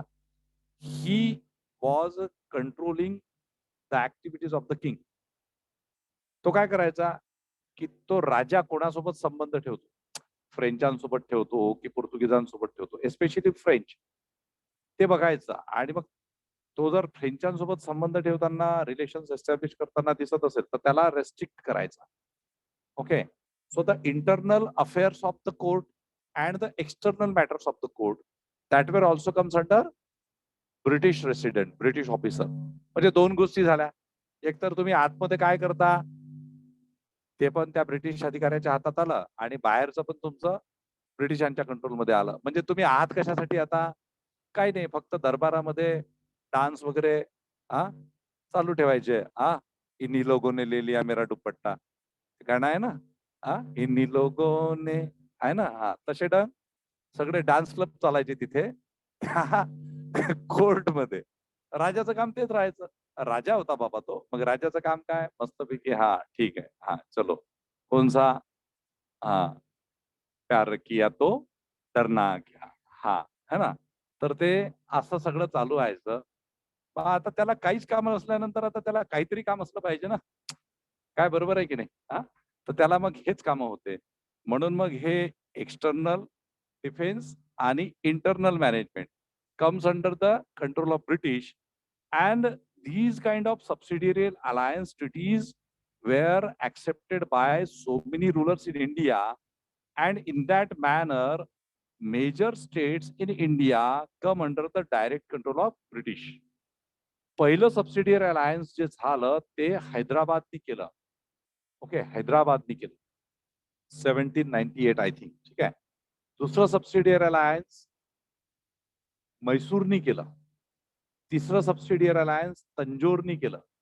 मग चौथे सबसिडियरी, चौथं, पाचवं वगैरे त्याच्यामध्ये मग सगळे तुमचे मराठा कॉन्फेडरेशनचे लोक होते, पेशवा होता, असे सगळे सबसिडियरी अलायन्स ट्रीटी झाल्या. And all the important powers of India directly comes under the control of British. Now this analysis is very important. Okay, this analysis is very important. You will get question related to this thing also. Okay, they may ask you the reasons for the establishment of British power in India. Okay, political influence of British in India, okay, on the native rulers. तर अशा पद्धतीने हे जोपर्यंत आपल्याला माहिती होत नाही की बाबा, आता बऱ्याचशा विद्यार्थ्यांना माहिती असतं की who introduce subsidiary alliance, Wellesley, in which year 1798. ठीक आहे, तेवढं माहिती आहे. बाकी how British got succeed in influencing the political matters of India, the administrative matters of the Indian states, that analysis is not known to many of the students, and that is very much required. ते आवश्यक असतं. आपल्याला अभ्यास करत असताना या पद्धतीने अभ्यास करावा लागणार आहे, तेव्हा कुठे आपल्याला ते समजेल, नाही तर समजत नाही. ठीक आहे. ओके, सो दिस इज लक्षात आलं. आता आपण थोडस पळूया. Now 1858 onwards to 1885. Now during this time also there were so many developments, so many rulers, so many governors, governor generals. Okay, during the revolt of 1857, and after that there was one important person. His name was Lord Canning. Okay. Ha bol. Ha. So Lord Canning, after Lord Canning, there were another governors. There was Ripon, there was Lytton, okay, there was Dufferin, there was Lord Curzon. Okay, afterwards, Curzon 1900 च्या तेवढ्यात येतो Curzon. So all these persons are important. ठीक आहे. सुरुवातीला अगदी ज्यावेळेस ब्रिटिशांची सत्ता सुरू झाली प्लासीच्या वेळेस, that time Robert Clive was there. Okay, Robert Clive. ठीक आहे. हे सगळेच्या सगळे महत्वाचे. You will get questions related to governors of India, governor generals of India, governor general and viceroy of India. ठीक आहे. तर त्याच्यावरती प्रश्न येतात. Acts which were responsible for what you can say upgradation of the status of governor, त्याच्यावरती पण तुम्हाला प्रश्न येतात. Now we need to see revolt this 1885. 1885 is important for the formation of INC, that is Indian National Congress. You must be knowing that Indian National Congress is the first all India political organization. भारतामध्ये Indian national Congress जी आहे, Indian national Congress ही सगळ्यात पहिली अखिल भारतीय स्तरावरची राजकीय संघटना आहे. It is all India political organization, all India. Okay, it was not a local political organization, it is all India political organization. So if you get a question which organization in India is the first all India political organization, that is Indian National Congress, Bharatiya Rashtriya Sabha. There were other organizations also, but rest of the organizations were regional organizations. तुम्हाला एक प्रश्न त्याच्या संदर्भात येऊ शकतो की which is the first political organisation in India. If you get a question की which is the first political organisation and which is the first all India political organisation, तर आन्सर विल बी डिफरंट. म्हणजे भारतातील पहिली राजकीय संघटना कोणती असा प्रश्न येणं आणि भारतातील पहिली अखिल भारतीय राजकीय संघटना कोणती याचे आन्सर्स वेगवेगळे आहेत. सांग Shweta, which organization is the first political organization in India? and which is the first all India political organization in India.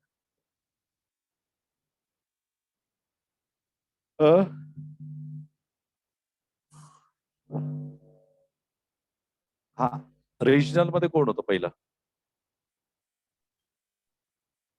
मी तेच विचारतो ना, रिजनल पॉलिटिकल ऑर्गनायझेशन. रिजनल म्हणजे एखाद्या प्रांताशी असोसिएटेड, फक्त एखाद्या रिजनशी associated.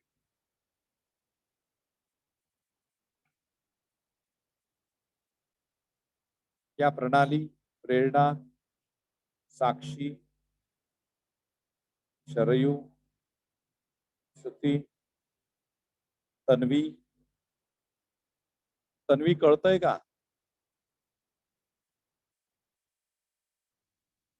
Sir land holders organisation. Sir 18. हा बोला 18. Sir land holders organisation, India land holders organisation. Yes sir. 1836. हा, In 1836. Yes. So landholders society, landholders organization. Dwarkanath Tagore was the founder of that organization. As the name indicates, it was an organization only for landholders. Landholders म्हणजे जमीनदार लोकांसाठीची organisation होती. And यांचं political organisation असं म्हणजे काय? So they were forming political organisation and whatever their problems, so they were discussing those problems with the British. They were having certain demands and British considered their demands and Britishers providing solutions to their demands. ठीक आहे. तर British काय करायचे? या लोकांच्या ज्या काही समस्या असायच्या त्यावरती ब्रिटिश त्यांना सोल्युशन द्यायचे. तर भारतामध्ये अशा खूप साऱ्या ऑर्गनायझेशन्स 1836 to 1885 पर्यंत स्थापन झाल्या. जसं पुणे सार्वजनिक सभा महाराष्ट्रातली, ठीक आहे, मद्रास महाजन सभा, okay, Bombay presidency association. Likewise, so many other organizations formed in India, but all these organizations were regional organizations. But Indian National Congress was the first pan-India or national level political organization. There is one very regular question: who was responsible for the formation of Indian National Congress? Indian National Congress was not founded as such by the Indian. It was founded by a British officer, Ellen Octavian Hume. Okay, and there are two theories associated with this formation of the Congress. एक जी theory आहे त्याला म्हणतात catalyst theory आणि दुसरी जी theory आहे त्याला म्हणतात safety valve theory. याच्यावरती एक्झाम्स मध्ये प्रश्न विचारले जातात. कॅटलिस्ट थेरी म्हणजे काय? मीडिएटरची थेरी. मीडिएटरची थेरी म्हणजे काय? A O Hume was a mediator. Okay, safety valve theory म्हणजे काय? Congress was a safety valve. Safety वॉलचा पर्पज काय असतो? सेफ्टी वॉलचा purpose to release a pressure. Okay, safety valve theory. या दोन थेरीज आहेत. याच्यावरती ऑलरेडी एक्झाम्स मध्ये क्वेश्चन्स आलेले आहेत. ठीक आहे, आता मी त्याच्या खोलात काही जात नाही सध्या, जस्ट एक ओरिएंटेशन असल्यामुळे.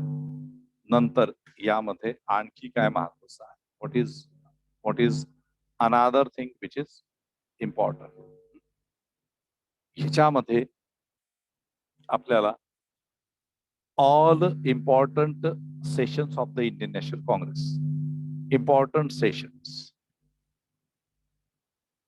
right from 1885. So 1885, 1886, 87, 88, 89, 90, ठीक आहे, 91, 92, 93 पासून तर 1947 आणि मग 1950, 60, 56 पर्यंतचे सगळे सेशन्स आपल्याला माहिती पाहिजे. पोस्ट इंडिपेंडन्स मधलं एकच सेशन महत्वाचं आहे, अवधी काँग्रेसचं सेशन.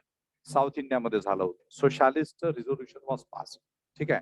हा, याच्यामध्ये लाहोर सेशन, बॉम्बेचं पहिलं सेशन, ठीक आहे, कलकत्त्याचं सेशन, मद्रासचं सेशन, many sessions, okay, many sessions which were convened, which were organized by the Indian National Congress, sessions, the president of the session and the resolutions which were passed during these sessions, all are important. हे सगळ्याच्या सगळं याच्यामध्ये महत्वाचं असतं. आता recently MPSC ची परीक्षा झाली ग्रुप बी ची, त्याच्यामध्ये सुद्धा याच्या सेशन्स वरती चांगला प्रश्न विचारलेला होता. ठीक आहे, मॅच द पेअर मध्ये. So match the pair. In match the pair, you need to prepare yourself with respect to important sessions, different resolutions, okay, passed during all these sessions. Suppose, for example, तुम्हाला जर विचारलं की 1916 चं एक session झालं होतं Lucknow session म्हणतात, 1920 चं एक सेशन झालं होतं लाहोर सेशन म्हणतात. ओके, आणखी खूप सारे असे सेशन्स होते. ओके, 1904 सेशन होतं, 1907 चं सेशन होतं, खूप सारे सेशन. 1896 चं सेशन आहे, 1885 चं सेशन आहे, 1886, 87, 88, all sessions. Okay, first European president, second European president, okay, first Christian president, first Muslim president, okay, first Parsi president, like that. Okay, तर असे पण प्रश्न येऊ शकतात. महत्वाचे जे रिझोल्युशन झाले याच्यावरती प्रश्न येऊ शकतात. ठीक आहे, so everything is important with respect to the sessions of the Congress. आता सेशन्सच्या नंतर what is another thing which is important with respect to modern Indian history. Modern Indian history मध्ये आणखी तुम्हाला एक महत्वाचा पार्ट आहे की 1885 to 1905, this is one phase. Then 1905 to 1920, this is second phase, and 1920 onwards. आता याच्यामध्ये काय महत्वाचं आहे तर 1885 to 1905, during your school days also you must have learnt about this. 1885 ते 1905 ही जी काँग्रेसची फेज आहे ही मॉडरेट काँग्रेसची phase. You must have heard this thing, you must have learned this thing, moderate phase. 1905 to 1920, this is extremist phase of Congress.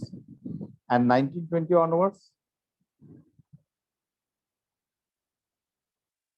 अभी यहाँ पे एक ऐसे व्यक्ति का आगमन होता है जो डायरेक्टली अफ्रीका में अपनी लीडरशिप एस्टैब्लिश करके भारत में आए, महात्मा गांधी. तू नाही घेतलं ना महात्मा गांधी? हा, आज तुझ्या स्वप्नात येणार आहे, तू आता दुसऱ्यांदा नाव नाही घेत. हा, ठीक आहे.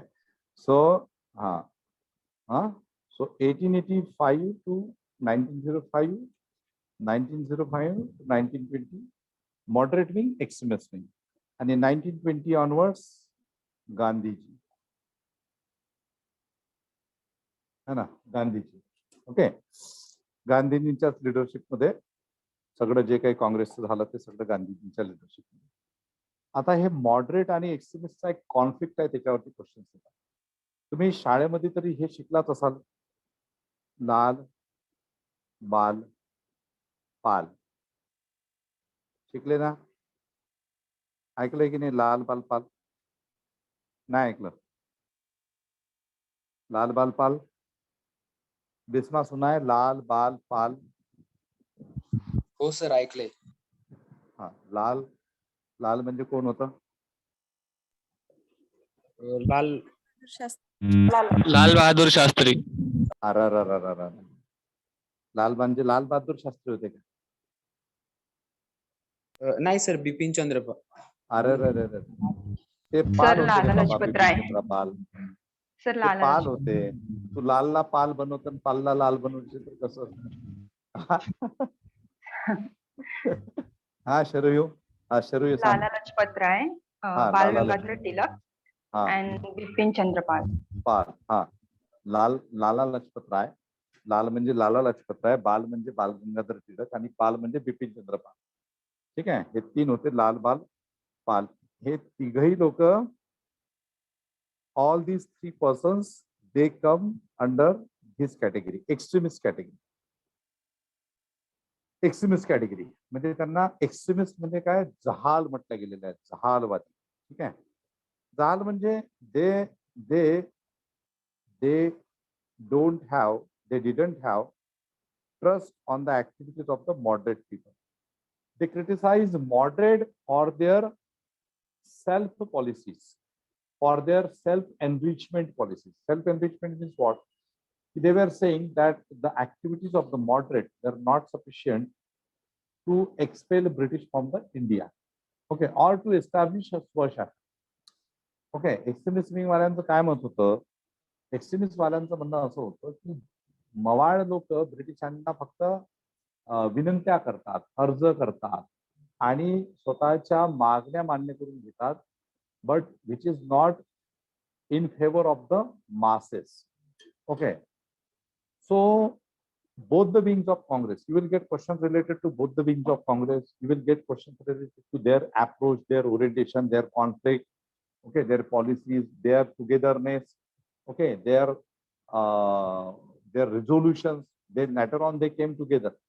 Okay, म्हणजे ते भांडले, ते काय म्हणतात त्याला, they part apart.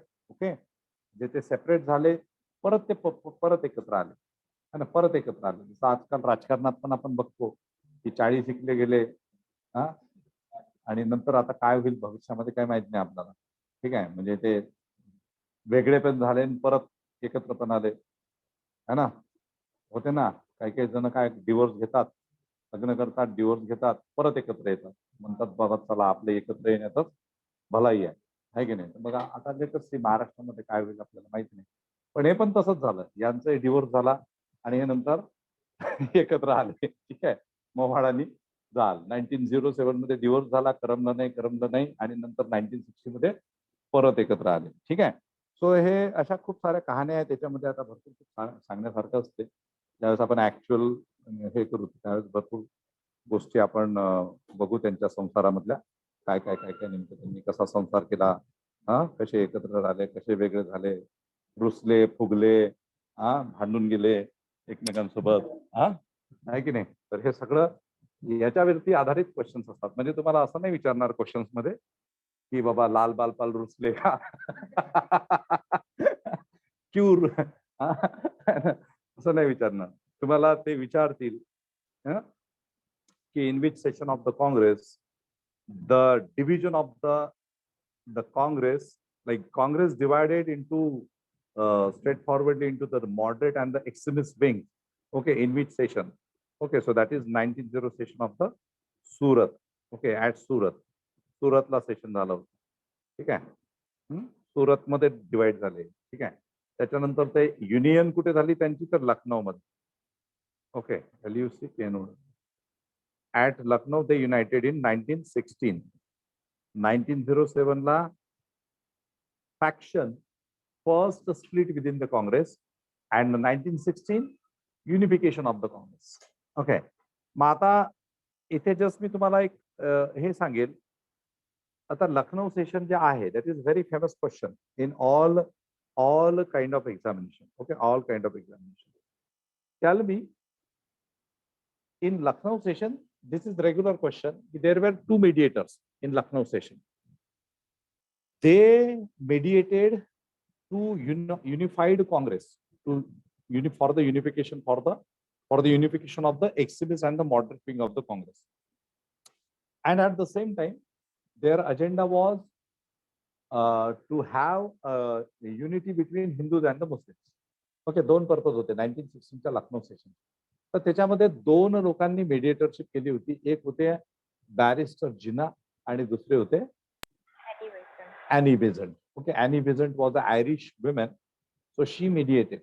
Now you must be knowing that Barrister Jinnah was responsible for the division of India into Pakistan and India. भारताची जी फाळणी झाली तर ते भारताच्या फाळणीचं प्रकरण कोणी लावून धरलं? बॅरिस्टर जिनानी, बॅरिस्टर जिना. ठीक आहे, तर तुम्हाला हा बॅरिस्टर जिना नंतर सेपरेट पाकिस्तानची जी डिमांड आहे त्याला सगळ्यात जास्त प्रमोट करतो. ओके. आणि नंतर त्याच्याच त्या प्रमोशनमुळे किंवा अग्रेसिव्ह भूमिकेमुळे, because of his aggressive approach with respect to the demand of the separate Pakistan, you could see that in ultimately by 14th August midnight 1947, we got divided into two parts. Okay, but earlier his barrister Jinnah was a Congress person. He was an active member of the Congress almost till 1920, 22, 24. 1920-22 पर्यंत तो काँग्रेसमध्ये active असतो आणि त्याच्यानंतर मग काहीतरी बिनसतं, काहीतरी बिघडतं आणि तो त्याचं वेगळं ऑर्गनायझेशन फॉर्म करतो आणि नंतर तो पाकिस्तानची सेपरेट डिमांड हे करतो, रेज करतो. So again there is a possibility of different kind of questions with respect to this segment. ठीक आहे. So all sessions are important, all these events are important. 1900 onwards, you will find certain important incidences like 1900 to 1906. This phase is important for one very important moment that is called as Swadeshi moment. स्वदेशी ऐकलं तुम्ही? स्वदेशीच्या मागचं basic logic काय असतं? आता जर आपण म्हटलं की स्वदेशी शिक्षण घ्या, तर तुम्ही इंग्रजी शिक्षण नाही घ्यायला पाहिजे, बरोबर ना?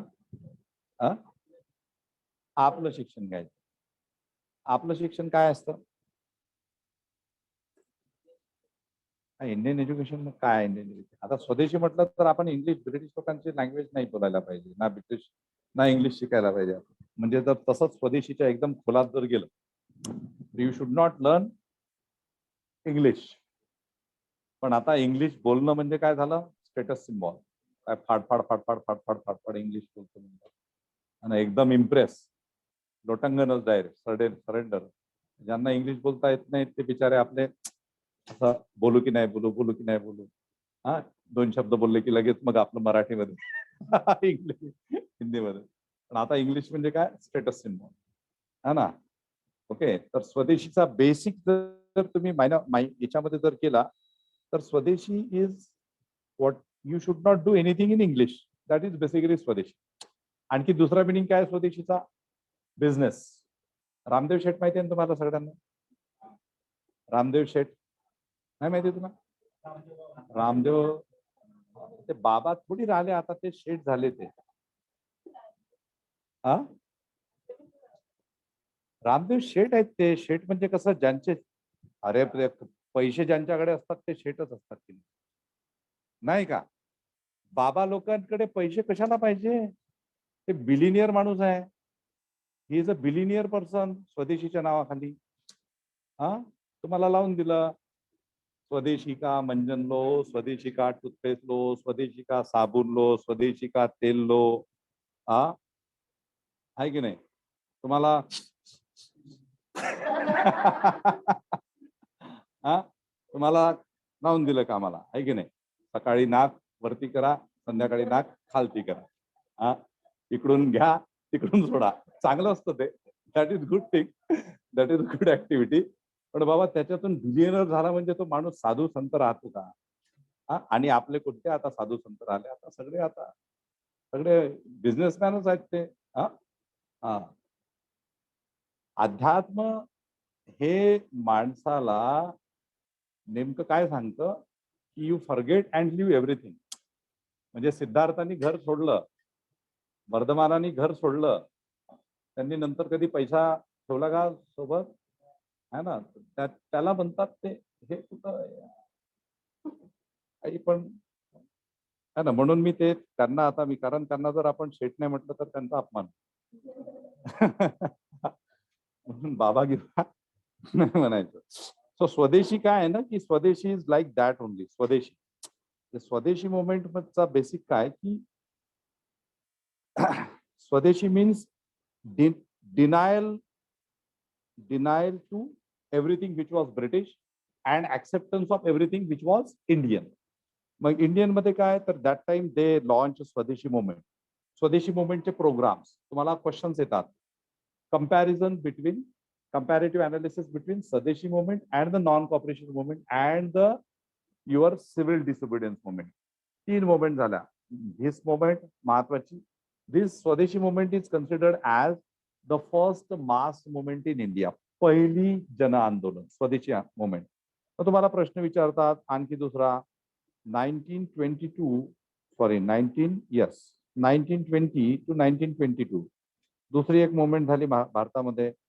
That is called as NCM, non cooperation movement. You can get question related to this also, non-cooperation movement. So they will ask you comparative question. है ना, मी जसं नेहमी म्हणत असतो की comparative analysis, right? So comparison between Swadeshi and the non-cooperation movement. Which were the common features? Which were the common features and which were the uncommon features? Common काय होतं, uncommon काय होतं? तुम्हाला विचारतील की स्वदेशी movement first national movement in India or rather first mass movement of India. Okay. But what are the other feature of involvement of the laborers workers in the Swadeshi movement? Okay. दुसरं याच्यामध्ये mention करतील की involvement of the workers labours in the non cooperation movement. आता त्याच्यामध्ये involvement of the workers, involvement of the labours, involvement of the farmers, this is not at all associated with स्वदेशी movement, but this is associated with non-cooperation movement. So you need to see these differentiating factors. तुम्हाला ते कळणं आवश्यक आहे. कळण्यासाठी ते समजावून घ्यावं लागतं आपल्याला. ठीक आहे. कारण पहिल्या मोमेंटमध्ये आणि दुसऱ्या मोमेंटमध्ये फरक एक होता की सेकंड मोमेंटची जे लीडर होते ते गांधीजी होते. अँड मी मगाशी तुम्हाला सांगितलं की Gandhiji establish his leadership in Africa. Gandhiji introduced his satyagraha first time in Africa. Okay, and then Gandhiji became very famous at international level. Okay, त्याच्यामुळे the people of India, they were aware about Gandhiji's leadership. And when Gandhiji arrived in India, so he took leadership of three important campaigns or three important moments. First was Champaran, second was Ahmedabad, and third was Kheda. तीन गांधीजींनी तीन जे moments होत्या त्याची leadership स्वीकारली आणि गांधीजींच्या तिन्ही मोमेंट हिट झाल्या. तुम्ही पिक्चर कोणाचा बघायला जाता? तुम्ही मूवीज कोणाचे बघायला जाता? ज्याचे मूवीज हिट होतात 2-4 एका मागून एक त्याचेच जाता की नाही? मग लिडरशिप पण तशीच राहते.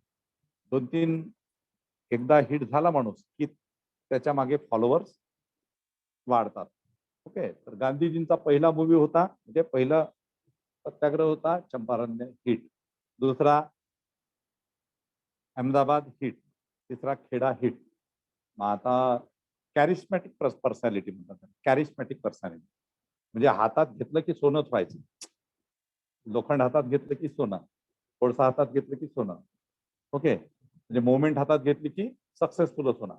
Okay, so like that the leadership of the Gandhi emerged and Gandhi's leadership got established. So the people thought that आए बाबा ये व्यक्ती में कुछ तो है ना, याच्या मागे आपण गेलं पाहिजे. तरुणही म्हणायला लागले याच्या मागे आपण गेलं पाहिजे. बाकीचे तर मागे जाणारे होतेच. But the revolutionary youth, they also showed their trust on the Gandhian leadership. And that's why they participated into all the movements which were launched by Gandhiji after 1920. So the most important movement after 1920 was non-cooperation movement. Non-cooperation म्हणजे कुठलंच cooperation ब्रिटिशांना नाही करायचं.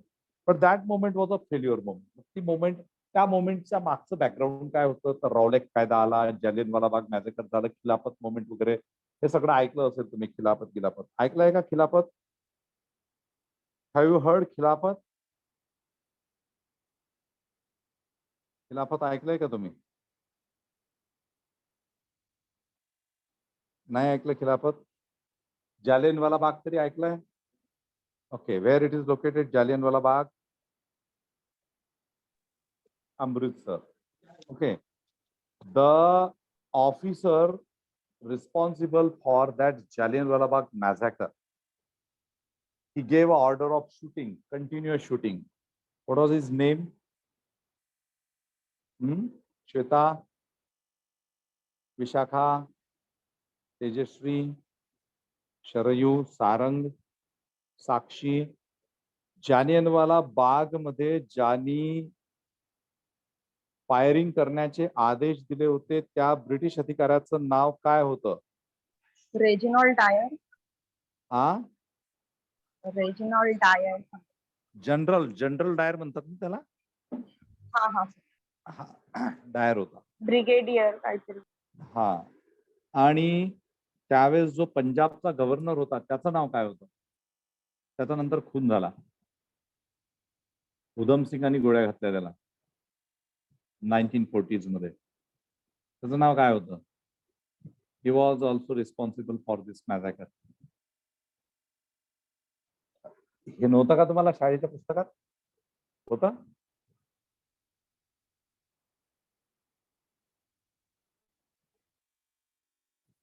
तुम्ही सगळ्या लोक शंखपुष्पी घेत चला, medical stores मध्ये मिळतं, माहित आहे का?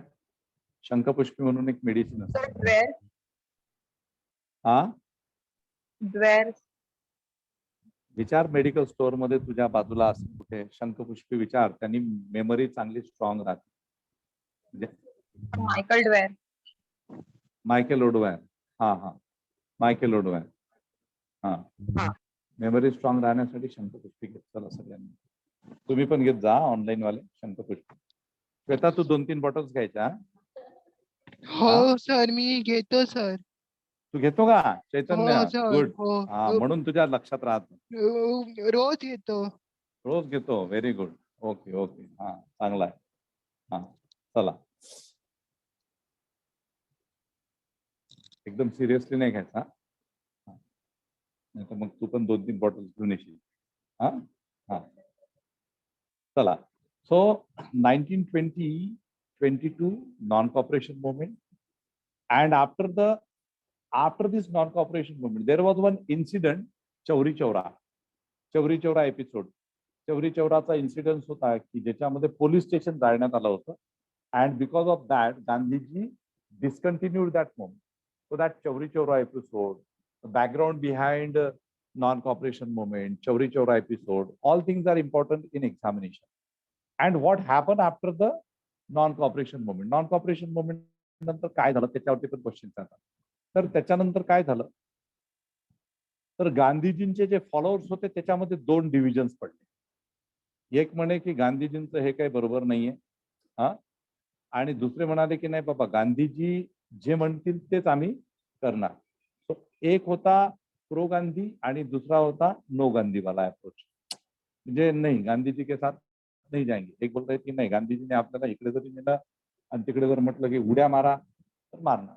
दुसरे म्हणाले नाही नाही, हे गांधीजीचं हे काही बरोबर दिसत नाही. ते मध्येच म्हणतात की मोमेंट करा, मध्येच म्हणतात की थांबून जा, हा, तर हे काही बरोबर नाही. अँड दॅट्स वाय जे नो होते त्याच्यामध्ये पॉलिटिकल लीडर्स होते, those were the Congress person, and at the same time another wing, that is of youth, revolutionary youth. Okay, so these revolutionary youth, they discontinued the path which was shown by Gandhiji, and once again the revolutionary activism, म्हणजे ज्याला क्रांतिकारी दहशतवाद म्हणतो, that started in India. Revolutionary terrorism असा शब्द प्रयोग केला जातो हिस्ट्रीमध्ये. So this revolutionary terrorism consist of 2 parts. One 1900 to 1920 and then 1922 onwards till 1940. तर सेकंड फेज मध्ये आपल्याला भगतसिंग, राजगुरू, सुखदेव, चंद्रशेखर आझाद वगैरे हे लोक दिसतात. फर्स्ट फेज मध्ये आपल्याला रासबिहारी बोस, सचिंद्रनाथ सान्याल, ओके, आणि खूप सारे लोक आहेत त्याच्यामध्ये, ते सगळे दिसतात. Okay, so all these revolutionary movements are also important with respect to freedom struggle movement. 1922 onwards, in 1930 Gandhiji launched another movement which is called as civil disobedience movement with the Dandi March. Okay, and this movement is also important. The civil disobedience movement, supporting movements to the civil disobedience movement, that are also important. After that 1942 Quit India movement. Okay, you must be knowing Bharat छोड़ो आंदोलन. ऐकलंय भारत छोड़ो आंदोलन? अंग्रेजो भारत छोड़ो. So Bharat छोड़ो आंदोलन, that is important, that is called as Quit India movement. But eventually we started Quit India movement in 1942. but in which year we got independence or transfer of power? 1947. So as such, we need to see that as such, there was no role of this Quit India movement of 1942 in achieving the freedom struggle in achieving the independence for India. Okay, म्हणजे भारत छोडो आंदोलन 42 ला झालं, 47 ला 5 वर्षानंतर आपल्याला स्वातंत्र्य मिळतंय, तर याचा काही विशेष रोल नव्हता. ठीक आहे. So these are the moments of Gandhiji during this time. म्हणजे we can see in 20th century and right from the 19th century, like for we talk about Jyotiba Phule, Savitribai Phule. So in 19th and the 20th century, we can find so many different socio-religious, educational movements. Okay, so all these socio-religious educational movements also continued in the 20th century. म्हणजे 1920 नंतर आपल्याला बऱ्याचशा अशा movement दिसतात वाढलेल्या. ठीक आहे. आणि या मुवमेंट ज्या आहेत, social movements, religious movements, educational movements, which were started by different organizations, okay, different personalities, these are also important. मग त्याच्यामध्ये तुम्हाला the movement of your Rajarshi Chhatrapati Shahu Maharaj, the legacy continued by Dr. Babasaheb Ambedkar. Okay, so their contribution in the process of socio-educational, economic, religious, cultural transformation, that is also important. म्हणजे त्याच्यावरती सुद्धा तुम्हाला questions येऊ शकतात. At the same time there were activities, okay, trade union activities, there were labour movements, there were movements by the agriculturist, okay, workers, peasants. ठीक आहे. या सगळ्या मूवमेंट्स महत्वाच्या आहेत. Overall in the 18th, 19th and 20th century, we can see that there were tribal revolts in India. Okay, there were peasant revolts in India. All these tribal and the peasant movements are also important with respect to examination. Okay, so all kinds of tribal movements of these labor, agriculture, workers movements, that are also important. You can get questions related to these moments in your state services exams, in your civil services examination also. Okay, now related to the development towards independence. Okay, 1947. So see, 1939 to 1946. Okay, 1939 to 1946. This is a very important phase.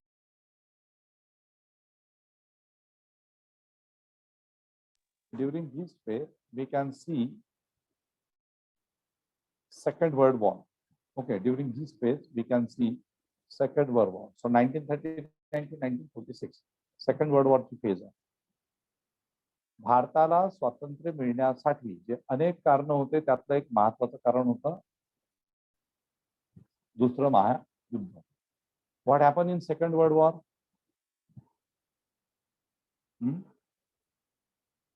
What actually happened in Second World War? असं समजा की ब्रिटिशांनी जर दुसरं महायुद्ध जिंकलं असतं तर भारताच्या संदर्भात काय झालं असतं?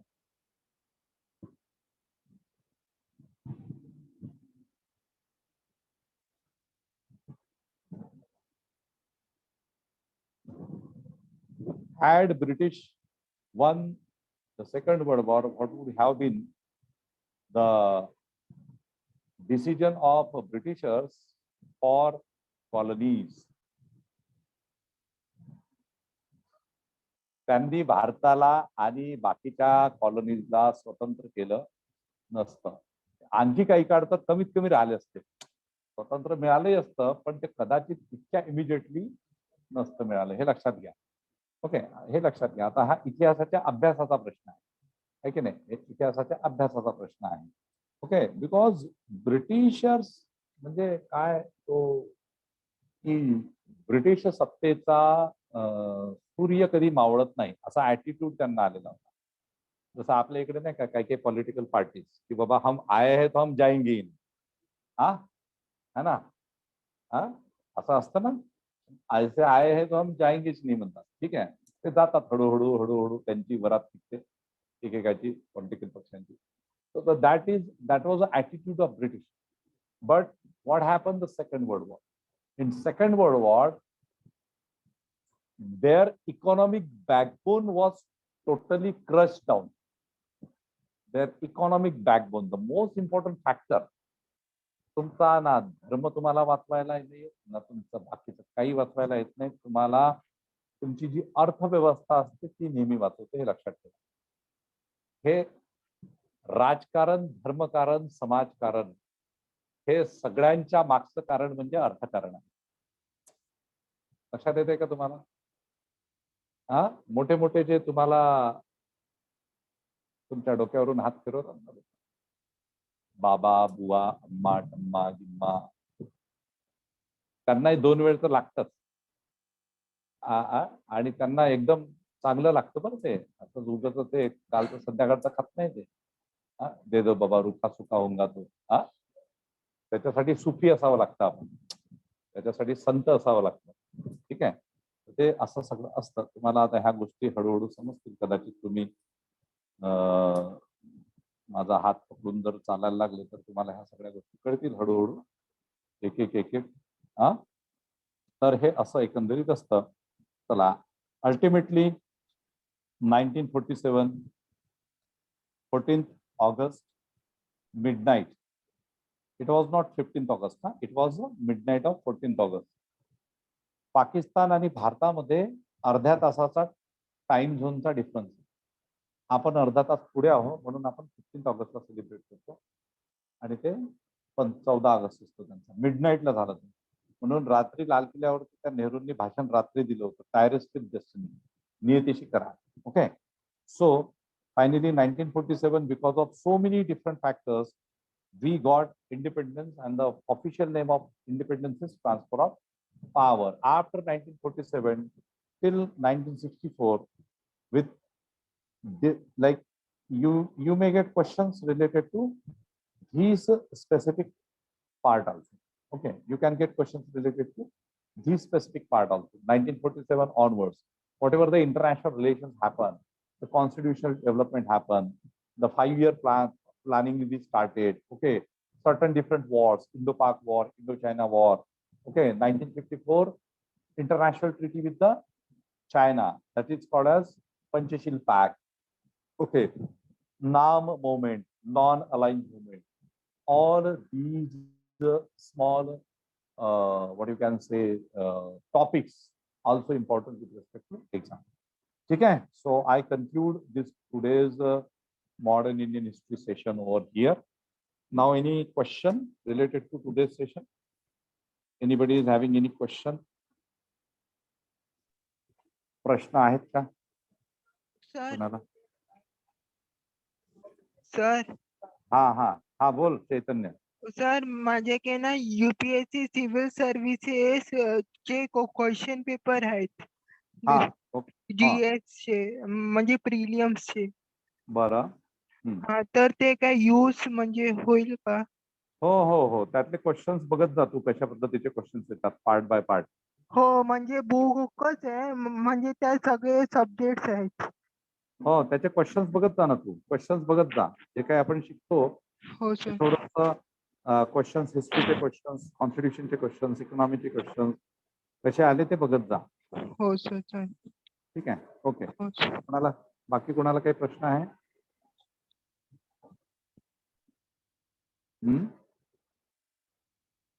No question. ओके चला ठीक आहे. So thank you very much. Be regular all of you and attend lectures as per the schedule. Thank you.